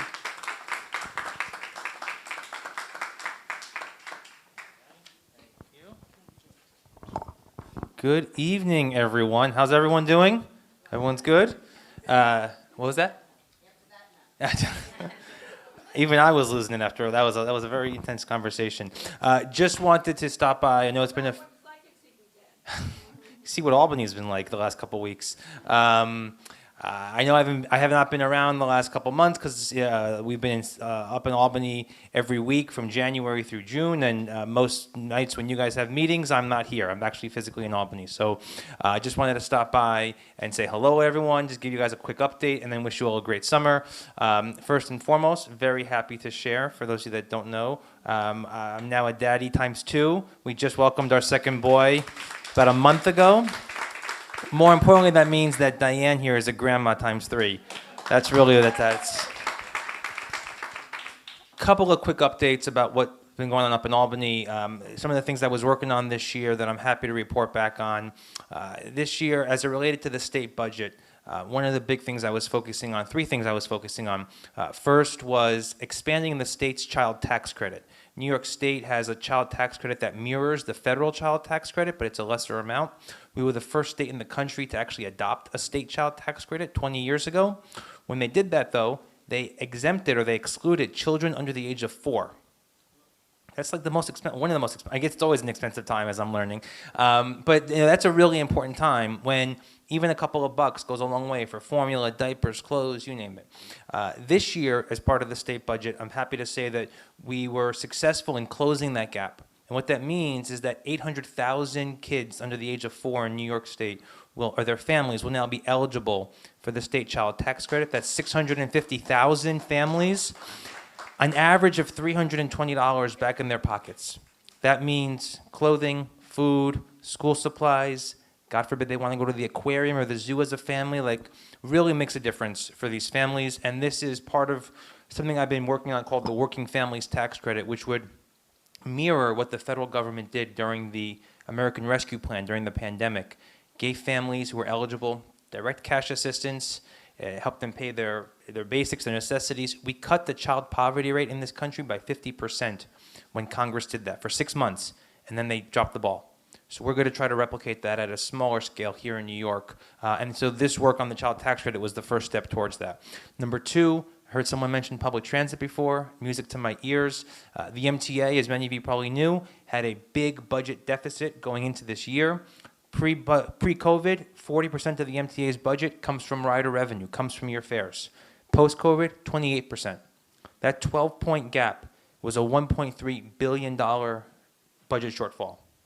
So we figured out a rescue plan for the MTA. This is not like crises in the past where the MTA is mismanaging money. This is because riders were not coming back fast enough because of work from home and because of a whole bunch of other things. We closed that gap, but as part of that, we also included $300 million on top of what they needed to improve service. Because what good is a subway system or a bus system if you never shows up? So I'm happy to say that every single subway line in my district, which now goes from Bay Ridge, Diker to Dumbo, will see improvements on weekend and off-peak weeknight service. No more 10-minute plus waits. It should never be a 10-minute wait, but the fact that it could take you 25 minutes for the ART train on a weekend, I'll take the 10 minutes now, and we'll come back next year and keep pushing, keep fighting. And then the third thing from the budget this year was continuing to expand support for the City University of New York. It's the single greatest economic engine that New York City has, single greatest projector of individuals into the middle class in the country, believe it or not. So over the course of my 5 years in Albany, we have increased funding for CUNY by $500 million, which is really tremendous. Yeah, that's good. 2 other things I'll highlight. A couple other things I've been working on. Number 1, since the budget was a month late, which is a whole other thing we can talk about for days, but I'll spare you, we had a really compressed legislative calendar of just a couple weeks to really get everything else done. Some of the things I was able to work on, first, reforming New York's lockdown drill mandate. If you have kids in schools right now, if you're a teacher right now, New York has the highest mandate for lockdown drills in the country. We require 4. 38 other states require 1 or 2. Don't even get me started about the fact that we need to have these damn things in the first place. We're the only country where this is a problem. But nevertheless, 4 lockdown drills a year over the course of a student's lifetime is 60-plus drills. These are deeply traumatizing, have a deep impact on students' well-being, 40% increase in depression, 38% increase in anxiety. There's no proof whatsoever, 0, zilch, none, that 4 drills is better than 2 drills, better than 30 drills, better than 90 drills. There is 0 evidence for this. 8 years ago, New York said, we're going to keep kids safe by forcing them to simulate a mass shooting 4 times a year. That's going to do the trick. It's actually doing kids a lot of harm. So last week, the Senate passed my bill to revise and reform that mandate. We're going to require trauma-informed standards, have it be done to take into account students' special needs, whether it's physical, psychological, emotional, etc. Give parents notice so they're not getting a text message from their student saying, Mom, Dad, someone's in school, something bad's going to happen, I love you, and it's just a drill, which one parent in New York, from Manhattan told me they experienced. And we're going to lower the mandate to at least 1. So from 4 mandatory to now at least 1, and then school districts can opt for additional ones. So that passed the Senate last week, did not pass the Assembly, but they're going back next week for a couple of days. So we'll see if that passes. If not, we'll come back next year again. And then secondly, I know I've mentioned this issue to you all before, children and the internet, the lack of protections for kids on the internet, the lack of it's the wild, wild west. Kids are exposed to a whole bunch of stuff. These algorithms and these endless scrolls and loops feed them, just poison them. The rates of depression, the rates of anxiety, the rates of suicide, I mean, you name it. Their data is being collected, it's being sold, targeted ads are being sold to them. It's a whole problem. And so I'm trying to build a statewide coalition around what I called the Child Data Privacy and Protection Act, which would put in place regulations and safeguards and force these tech companies to design their products and offer their products in a way that prioritizes the safety and privacy and well-being of young users. Because right now, they're just making billions off of us. And you look in the paper every single week, there's another story about another state trying to do something here, because whether it's TikTok or Facebook or Instagram or this or that, it's a huge problem.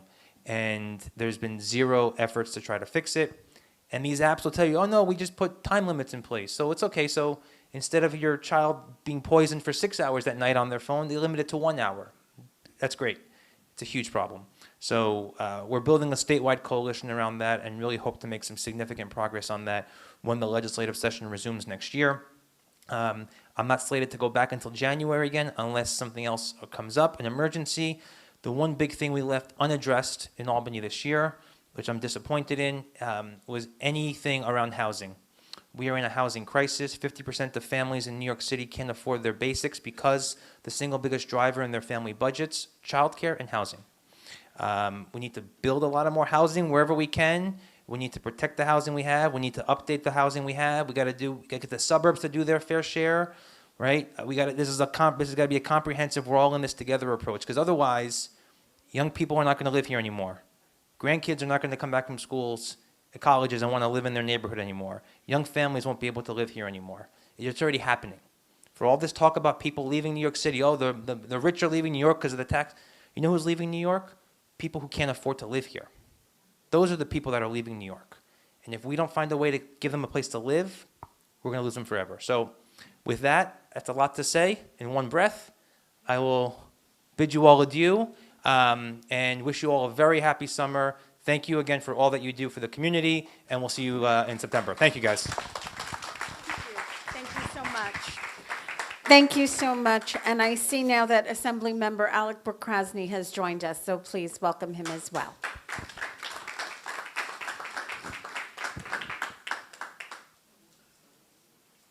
You know, I heard there was a prom going on at Diker Heights. Is that where Diker Golf, is that where you guys came from?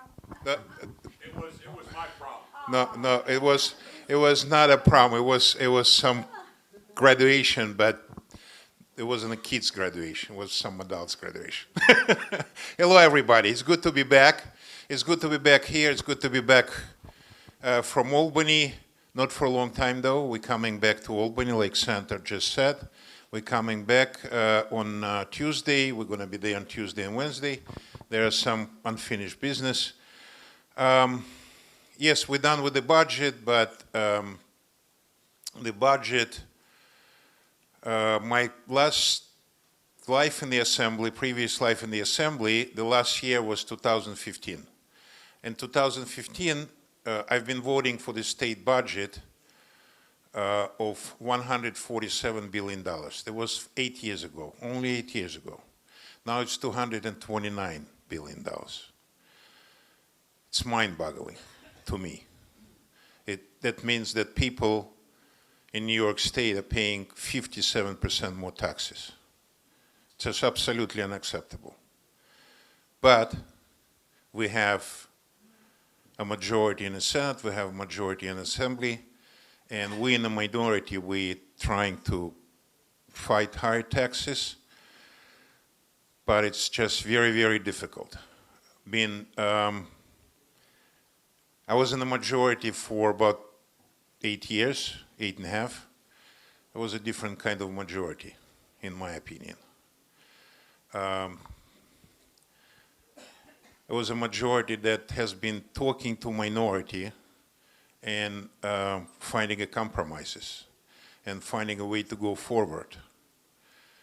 Now we have a different days, and we're trying to do what we can in order to find compromises.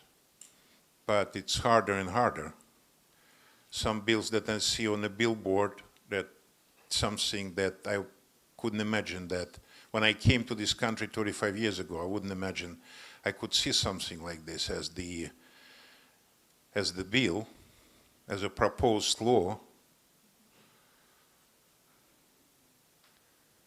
It's just so late. I don't want to entertain you with all the bills I see on the board now, but some of them are just totally out of common sense.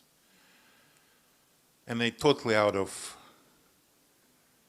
what we called self-evident truths. I don't have to tell you, you all remember Declaration of Independence and the words about self-evident truths. Now who knows what self-evident truth is? Who is boy, who is girl? But I'm not going to go political. It's just absolutely incredibly wrong. Wrong. But we have a situation in the state of New York where the people with the common sense, they just have to wake up and go and vote. Go and vote in numbers. Don't forget. Again, I didn't want to make it political at all.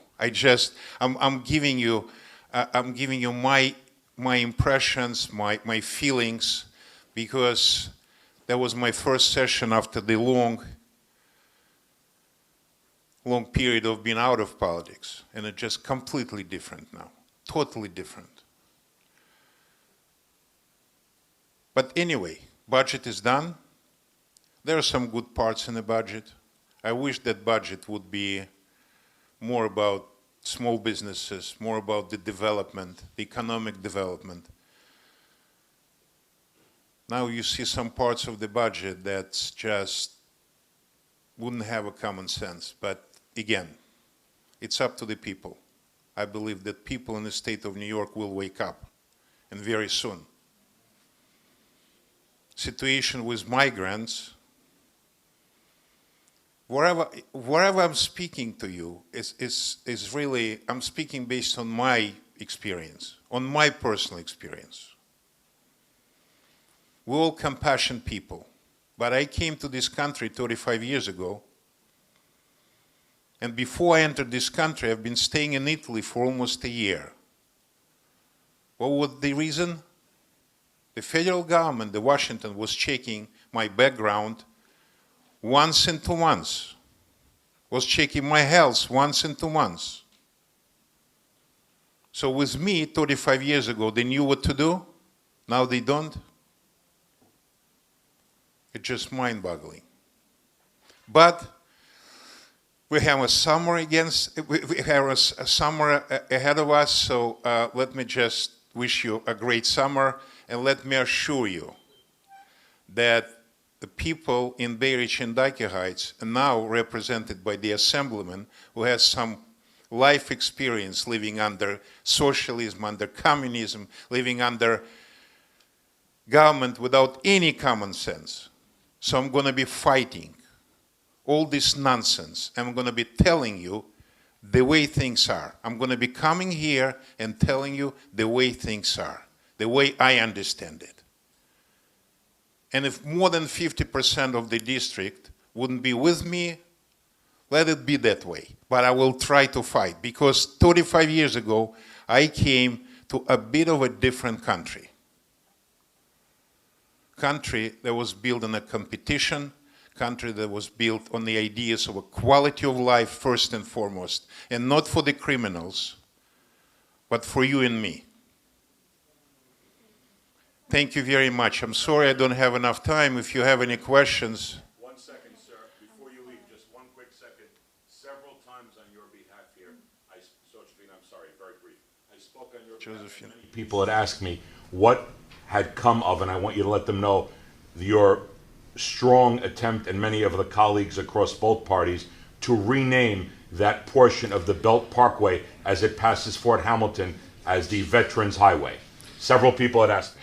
Richie, I'm very sorry. I don't think I have enough time for it, but I'm just. I understand that. I'm sorry. my director of community affairs talking about renaming a part of Bell Parkway, we just wanted to become a Fort Hamilton Americans Veterans Highway. That's what we want to do. But the majority blocked my bill because I think it's less important now than I see on the billboard. I'm sorry taking a time. I'm trying to tell you the way things are, and that's the way I was in my previous life in the assembly. That's the way I'm going to be now as your assemblyman. Thank you very much. Thank you. Thank you again. And thank you again. As we said, our public session was earlier, but when we see our elected officials, we wanted to give you the grace and respect of coming up and speaking with our community. Thank you so much. And now we will move on to my chair's report. So good evening and welcome once again to our June 2023 Community Board 10 meeting. Father's Day is coming Sunday, and we would like to extend a happy Father's Day to all the dads, the new dads, the seasoned dads, the granddads, and the father figures, both on our board and in your life. As you know, our meeting is usually held on the third Monday of the month. However, this Monday is the celebration of Juneteenth, which commemorates the day when the last enslaved people in the United States learned they were free. The name Juneteenth comes from combining June and 19th, and it is celebrated on the anniversary of the order issued on June 19, 1865, proclaiming freedom for slaves in Texas. We celebrate freedom, the end of slavery, and the achievements of African Americans. Although this is the end of our calendar year as the community board takes a summer recess, we do find ourselves in the midst of a very busy month. In 2012, New York City began Zone Green, and there were zoning changes to amend city regulations to make more energy-efficient buildings. In 2016, under the de Blasio administration, the 80 by 50 roadmap was shared that you have heard about. This is an action on climate change that committed New York City would reduce greenhouse gases 80% by 2050, or 80 by 50 as it is referred to. Currently, Mayor Adams' City of Yes initiatives seeks to continue toward this goal by making changes to zoning rules to create a greener city. There are 3 proposed zoning text amendments, which are zoning for carbon neutrality, zoning for economic opportunity, and zoning for housing opportunity. Each of these proposals is staggered to allow time for feedback, and tonight we heard more about zoning for carbon neutrality. The board has a right to respond. However, the 60-day public review ends in July, and the clock is ticking, as you've heard. This was an agenda item also at the recent Brooklyn Borough Board meeting for the chairs of all Brooklyn community boards, and the chairs must meet again at the end of June to make our recommendation. As you have heard, it is a complex issue because the summary of this proposal involves energy, buildings, transportation, waste, and water. As you saw, this was further broken down into 17 areas of impact. I would like to commend our Zoning and Land Use Committee, District Manager Josephine Beckman, and Committee Chair Doris Cruz for organizing the committee and preparing such a thorough review for all of us.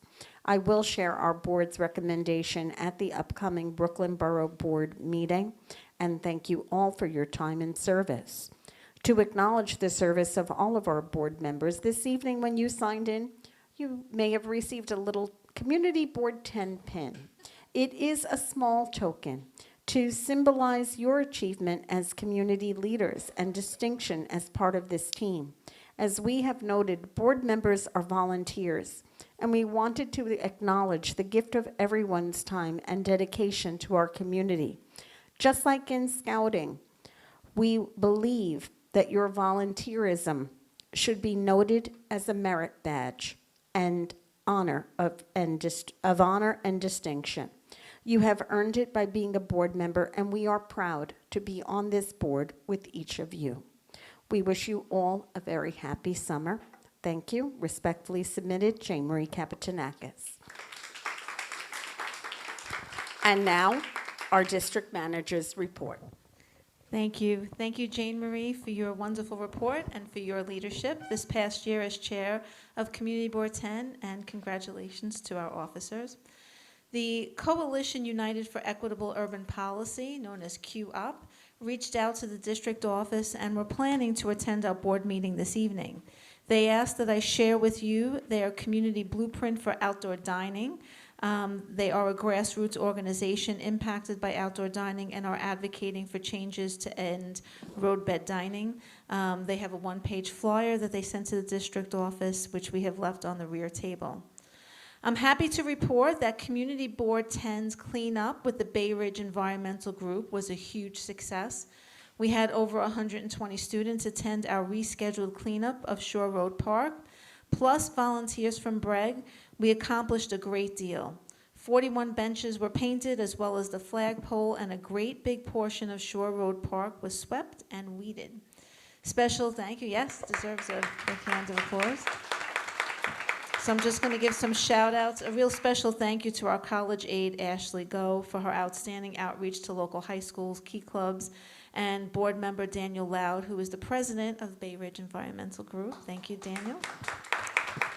And we had board members in attendance who pitched in: Tracy Pitcher, Leo Dan Castillo, who really spent a great deal of time with young students and teaching them how to properly scrape and paint; Chris Ellison, who was very helpful; Barbara Bacolta Pollock, Nick Masab, Daniel Mowry, and our community coordinator, Dorothy Garuccio, for her leadership, hard work, and enthusiasm. We really had a great time. And we're going to do it again in the fall. Stay tuned. Following our vote this evening on zoning for carbon neutrality, there are many details in zoning that we learn about unexpectedly. And I shared earlier, and I just want to just quickly recap, a little over a year ago, a one-story warehouse in Dyker Heights was demolished, leaving a partial wall, and construction soon began on a 9-story building as of right in the R5B district under an Alteration 1 filing. I was told by the Department of Buildings at that time, because it was a through lot to 62nd Street, the height for a community facility is permitted as of right according to a calculation called the sky exposure plane. And this was at 1055 63rd Street. If anyone goes down that street, you'll notice a very large-scale building there. This past week, and we heard from residents of 63rd Street between 12th and 13th Avenue, many of whom were responsible for advocating for the first designated landmark in Dyker Heights, the Angel Guardian Home, witnessed a demolition of the sister building. During the landmarking process, CB10 supported the landmarking of the entire site. By the end of the review, LPC limited the landmarking to the main campus building. Community Board 10 members were disappointed by the omission of the sister building, as both buildings were designated by the same Beaux Arts style by George H. Streeton for the Sisters of Mercy. The buildings mirrored one another, and we argued at the time unsuccessfully. CB10 was not notified about the demolition again. We have notified buildings. They have been out, and we will continue to monitor. We have also reached out to Landmarks Preservation Commission, and I will provide you with updates as soon as we hear back. It was an honor this month to represent CB10 at the installation of Rabbi Roy Chaffin at the Bay Ridge Jewish Center. My congratulations to the congregation again, and to our very own board member, Ruth Mazer, who serves as BRJC's chair. Where's Ruth? There she is. She does a great job, and she ran a really successful and wonderful celebration, and I was really honored to be a part of it. So in the district, resurfacing and paving are ongoing, and there's lots of excavation work and plans that are going out through the district. So please pay attention to the newsletters for weekly updates. And then also we sent out recently, there's a whole bunch of voter registration deadlines coming up in June. And as you know, primary day is on June 27th, and we have some information on the back regarding requests. We have been distributing voter registration forms in multiple languages. We actually affixed to the front of the district office pamphlet holders, so people who come by can, if they would like a voter registration form, can easily pick one up, and we've had to refill them. So It's been a success, so successful that we had to order more forms from the Board of Elections. And our next meeting will be in September 18th, 2023. Locations to be determined. We work over the summer to find locations to host our meetings, and we will be updating that list. And on behalf of Dorothy and myself, I want to wish you all a happy and safe summer, and we look forward to seeing you in September. Thank you. Okay, thank you so much, Josephine. And next, we will move on to our treasurer's report. Please welcome Shirley Chin.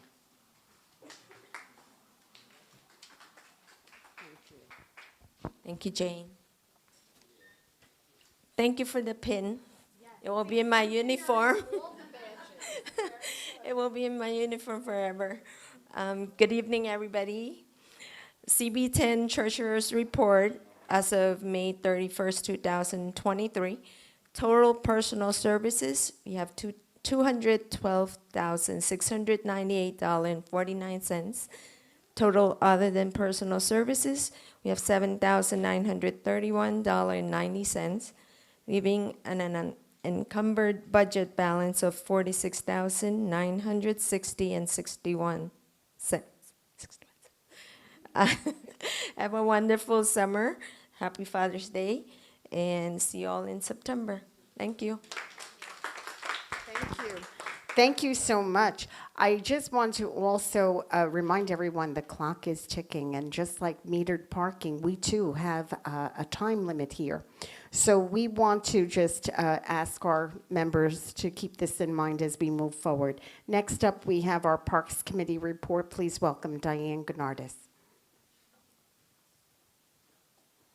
Okay, you got 5 minutes.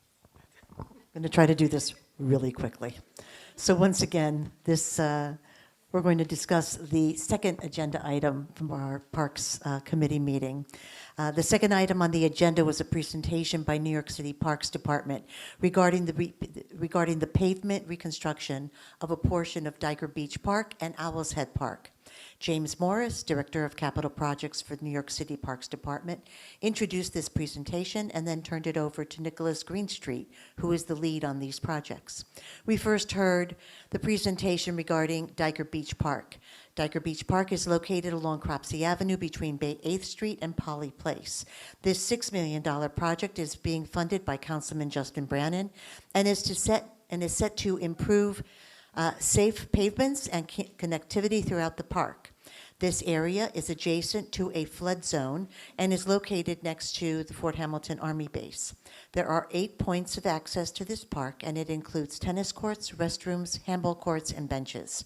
The existing asphalt is cracked and in poor condition. The same can be said for the concrete sidewalks. The concrete pavement will be reinforced, and a new color seal coat and lime paint will be applied over new asphalt pavement. There will not be any work on the fences in this park. New pickleball courts will be replacing some of the tennis courts. Benches will be installed where missing, and those that are decrepit will also be replaced with a 1939 World's Fair type bench with companion seating for handicapped accessibility. New removable bollards will be installed, and an area adjacent to the exit of the highway will be removed. We proceeded to discuss the project at Owl's Head Park, located along Colonial Road between 68th Street and Shore Road. This project is a $2 million initiative funded by Councilman Justin Brannan, with the goal of providing safe pavement surfaces for users while minimizing site disturbances. This project will be done in 2 phases, the first in conjunction with another major project renovating and updating the playground and the basketball courts, and the second, which will include the areas along 68th Street to Shore Road. The major reconstruction project will necessitate the closing of the playground and basketball courts for a span of 1 year. These other 2 phases will not take that long. However, the areas affected by Phase 1 and Phase 2 will also necessitate the closure of those areas of the park as well while the work is being done. The scope of this work will include the reconstruction of existing asphalt pathways, and the replacement of existing benches and concrete pads along the path, and the restoration of the lower wicket fence at plant beds. Benches inside the park and outside the park on the perimeter along Colonial Road will be replaced one for one with the same 1939 World's Fair style bench, and areas where benches were removed, hold on, because they were no longer usable will also be replaced. During all this construction, the bike lane will remain open, as will the dog run and the skateboard area. Phase 1 work is slated to begin in the spring of 2024, with Phase 2 following sometime in the summer or fall of 2024. Representatives of the Parks Department express that although there will be some difficulty with the closing of the park for an extended period of time, once the work is completed, we will have a state-of-the-art park with an award-winning design playground, something we will be immensely proud of in our neighborhood. A motion was made by Chris Ellison and seconded by Terry Brennan to approve both these projects and passed unanimously. Once again, we met in quorum. We have a motion on the floor. I open the floor for discussion or questions. Anyone? There being none, we'll vote. Everyone in favor? Anyone opposed? Any recusals or abstentions? Thank you. It's late. Motion passed. Thank you so much.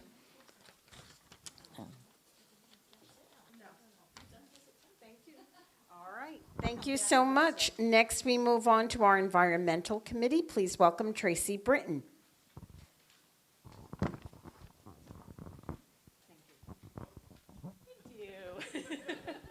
Hello, everyone. The Environmental Committee met via Zoom at 6:30 on Tuesday, June 13th. We met in quorum, and we met to attend a training by Stephanie Fox, New York City Controller's Office representative, about the New York City Climate Dashboard. This tool includes various graphics and metrics on the city's progress towards climate goals, as well as the meeting to discuss the DSNY rule change impacting placement of refuse for commercial businesses in containers. The New York City, I'm going to try to speed this up. The New York City Climate Dashboard tracks New York City's progress in meeting our climate goals by assessing how effectively the city is reducing carbon emissions and how prepared our neighborhoods are for impacts of climate change. Each section of the dashboard includes key climate indicators and data on city policies and programs designed to improve those outcomes. Stephanie provided a comprehensive presentation to help us gain a better understanding of the Controller's Office approach and priorities for addressing climate change and a working understanding of the climate dashboard. The dashboard is a portal to look at open data and different ways climate impacts our city. Climate change exacerbates underlying racial and economic inequalities, and the dashboard is a tool to look at this through a climate justice lens. The dashboard is available at controller.nyc.gov, and we encourage board members to take a look to see how extreme heat, sea level rise, coastal storms, and rainstorms impact energy, emissions, climate finance, and resiliency. Secondly, we reviewed the DSNY rule change proposal to amend its rules relating to certain receptacles for food-related businesses. A public hearing will take place via WebEx at 10 a.m. on June 22nd, 2023. The current regulations for all commercial establishments are set out in waste and recyclable materials within 1 hour of closing, providing collection occurs before the establishment next opens for business, in containers with tight-fitting lids, or they are placing waste in bags no later than 8 p.m. regardless of when they close. DSNY states that the new proposed change is needed to clean up city streets and reduce food sources for rats, and that food-related businesses are large generators of putrescible waste. I think I got that right. The proposed rule would require all food-related businesses, catering establishments, food wholesalers, retail food stores, all food service establishments, only to place putrescible waste in rigid receptacles with tight-fitting lids, eliminating the option for bags. It does not apply to recycling materials, or it does not apply to recycling materials except for organic waste. The rules also set forth maintenance and storage requirements that state that if other storage areas on the premises are not available, containers or dumpsters may be stored in the area within 3 feet of the building line on the sidewalk, as long as they are not, or as long as they are maintained in an orderly manner and do not impede or obstruct the flow of traffic. As some in this room may remember, in 2002, 700 Bay Ridge and Dyker Heights residents signed a petition requesting the implementation of Operation Dumpster, a DSNY program to get commercial dumpsters off the streets and improve cleanliness and address the mess and vermin attracted to them. DSNY commenced the study from 1998 to 2002 and subsequently implemented the proposal citywide. Initially not widely embraced, Operation Dumpster was successful. To quote, sorry, I didn't know it was going to be this late. It's a long one. To quote the Commissioner, then Commissioner Doherty, one of the leading causes of unsightly conditions on our commercial strips is dumpsters on sidewalks. Operation Dumpster program citywide requires strict adherence to the requirements of the law regarding the place and time receptacles, containers, and dumpsters are placed out for collection, unquote.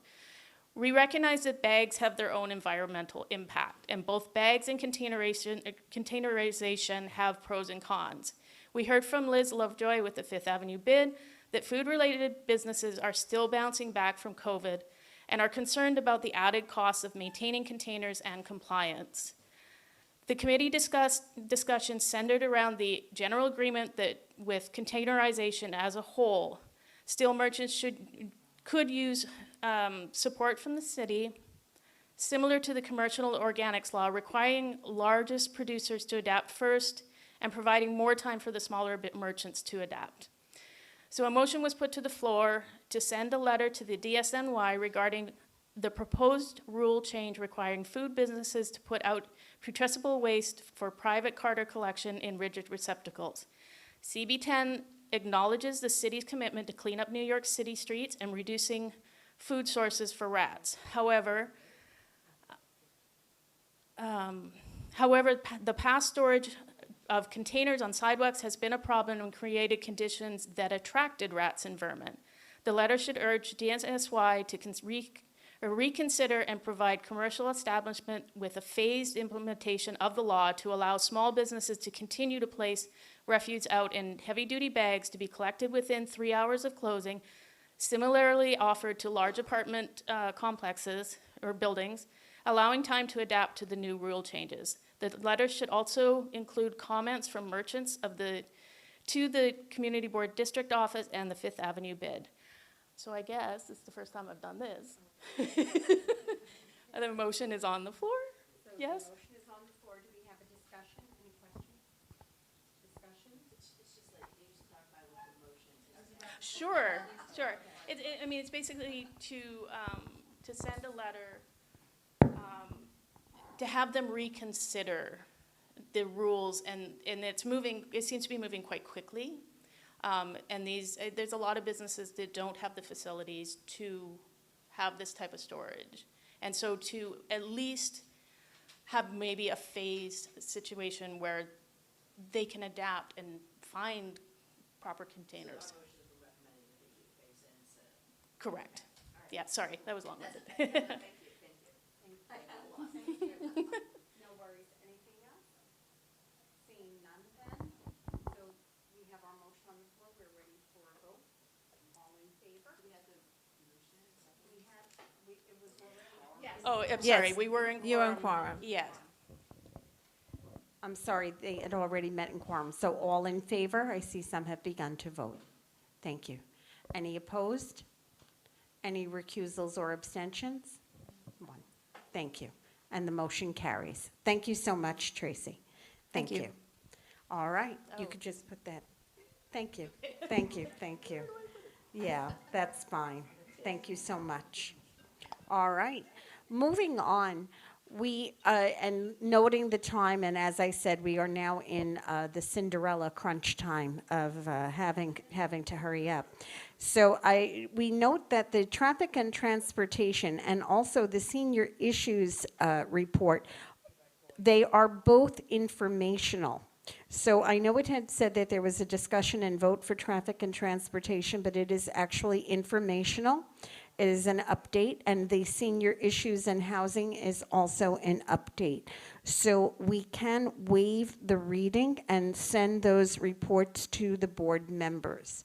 Would I have a motion for that? Oh, I'm seeing a lot of hands. Okay, so I think it was seconded, third, and fourth all at once. Okay. Oh, okay, true. All right, all in favor then of waiving that? Thank you so much. Were there any opposed? Seeing none. Okay, no abstentions or recusals. Thank you. We will now move to the Budget Committee report, and Sandy Vallis will be giving that for Dean Racina. Thank you. Thank you, Jane Marie. The Budget and Personnel Committee met in quorum on Monday, June 12, 2023 at 10 a.m. via Zoom.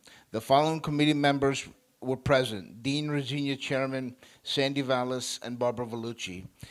Also present were Jane Marie Kaptanakis, CB10 Chair, and District Manager Josephine Beckman.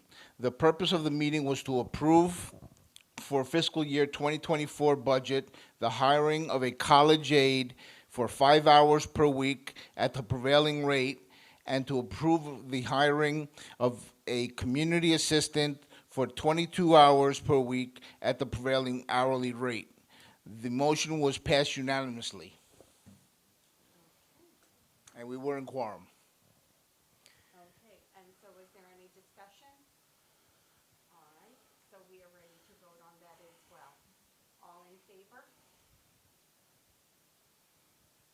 Thank you. Any opposed? Any recusals or abstentions? Thank you, the motion carries. Can I go on through the nominating? Yeah, Okay. yeah. Okay, nominating committee. At the last meeting, the chair of the nominating committee, Dean Racina, put forth a slate. Chair, Jane Marie Kaptanakis, Vice Chair, Sandy Vallis, Secretary, Shirley Chen, and Treasurer, Jana Taub. There was no slate in opposition, so we will request the secretary to cast one vote for the election of the slate. And in the absence of the secretary, you get to cast. Okay, so I then do cast the vote, and the slate is elected. Thank you. Have a good summer, and thank you for your attention. Thank you so much, Sandy. And now going on, did we have any old business? Seeing none. For new business, I need to mention to you that we will be assigning new board members to committees over the summer, and there will be some changes in committee chairs. If you are interested in being considered, please email the district office. Is there any other new business? I see two. Yes. Terry and then Dan. Wonderful. 9 days to vote early. You have 9 days to vote early. The most common site for this area is Fort Hamilton High School, but you really need to double check. And if you are waiting to vote until Election Day, do not assume that you vote at Fort Hamilton High School. You must look it up, because we literally have hundreds of people who show up on Election Day and miss the opportunity to vote when they show up at 8:45 and they're in the wrong site. Thank you. Thank you. And I think Daniel, right in front, had his hand up. Hey, I'm sorry. I know it is extremely late right now, but I just wanted to have us all talk for a moment about something that the Assemblyman said during his remarks before. I'm glad you said it. Yeah, about, I mean, he said a lot that, you can disagree or agree with, but about self-evident principles or whatever it was that exactly he said, that, boys are boys and girls are girls. It is Pride Month. We all have people in our lives who are part of the LGBTQ community, whether we know it or not, because a lot of people, because of rhetoric like that, do not feel comfortable coming out to us.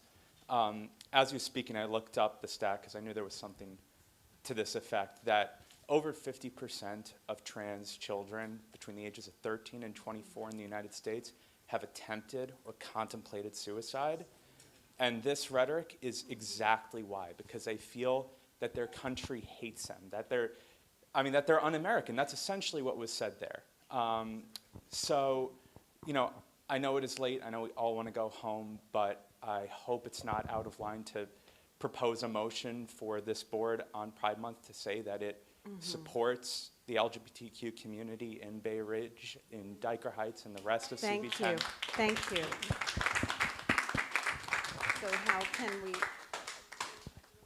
So Daniel has put this motion on the floor, seconded. All in favor? Thank you. Thank you. I don't think it's appropriate that we have a guy like this or any really politician come and take up all this time during our meeting. This is why we're so late, because he's going on and on and on. It's ridiculous. You got to cut it. It's got to be cut. You can't let these people go on and on. And I know, you know, it's difficult to do that, but I mean, we were sitting here saying, when is this going to end? You know. And I assure you, we really did our best, and I will continue to do so. And I thank you for your advocacy, and I just want to take a moment to thank Daniel for bringing that to a very appropriate end for our meeting tonight. I'm sorry, Terry has her hand up. I also just want to say, Andrew took some time, but he was meat and potatoes. He was really informing us about legislation and work that he's doing. Alec got up and gave a political speech, and we need to give that the hook. We're supposed to be neutral, and even taking away the fact that a lot of what he was saying was offensive to maybe not to everyone, but to many of us, it just was not appropriate. He had no update to give other than renaming part of the Bell Parkway, for Right. God's sakes. Right. So, which he didn't even bring up. We just need to, I know we have to be polite. Right. And we're trying to be gracious, but he didn't extend grace to us. And it has to be a two-way street. And I Thank you. used to be a fan, not so much. Thank you so much. Thank you. All right, thank you so much. Did we have anything else? Thank you. So now we need our motion to adjourn. Oh, 2 hands, the 4 hands. Oh, my goodness. We wish you all a happy summer. Thank you. I'm sorry, if you did not sign in or get your pin, please do so. Thank you. Thank you.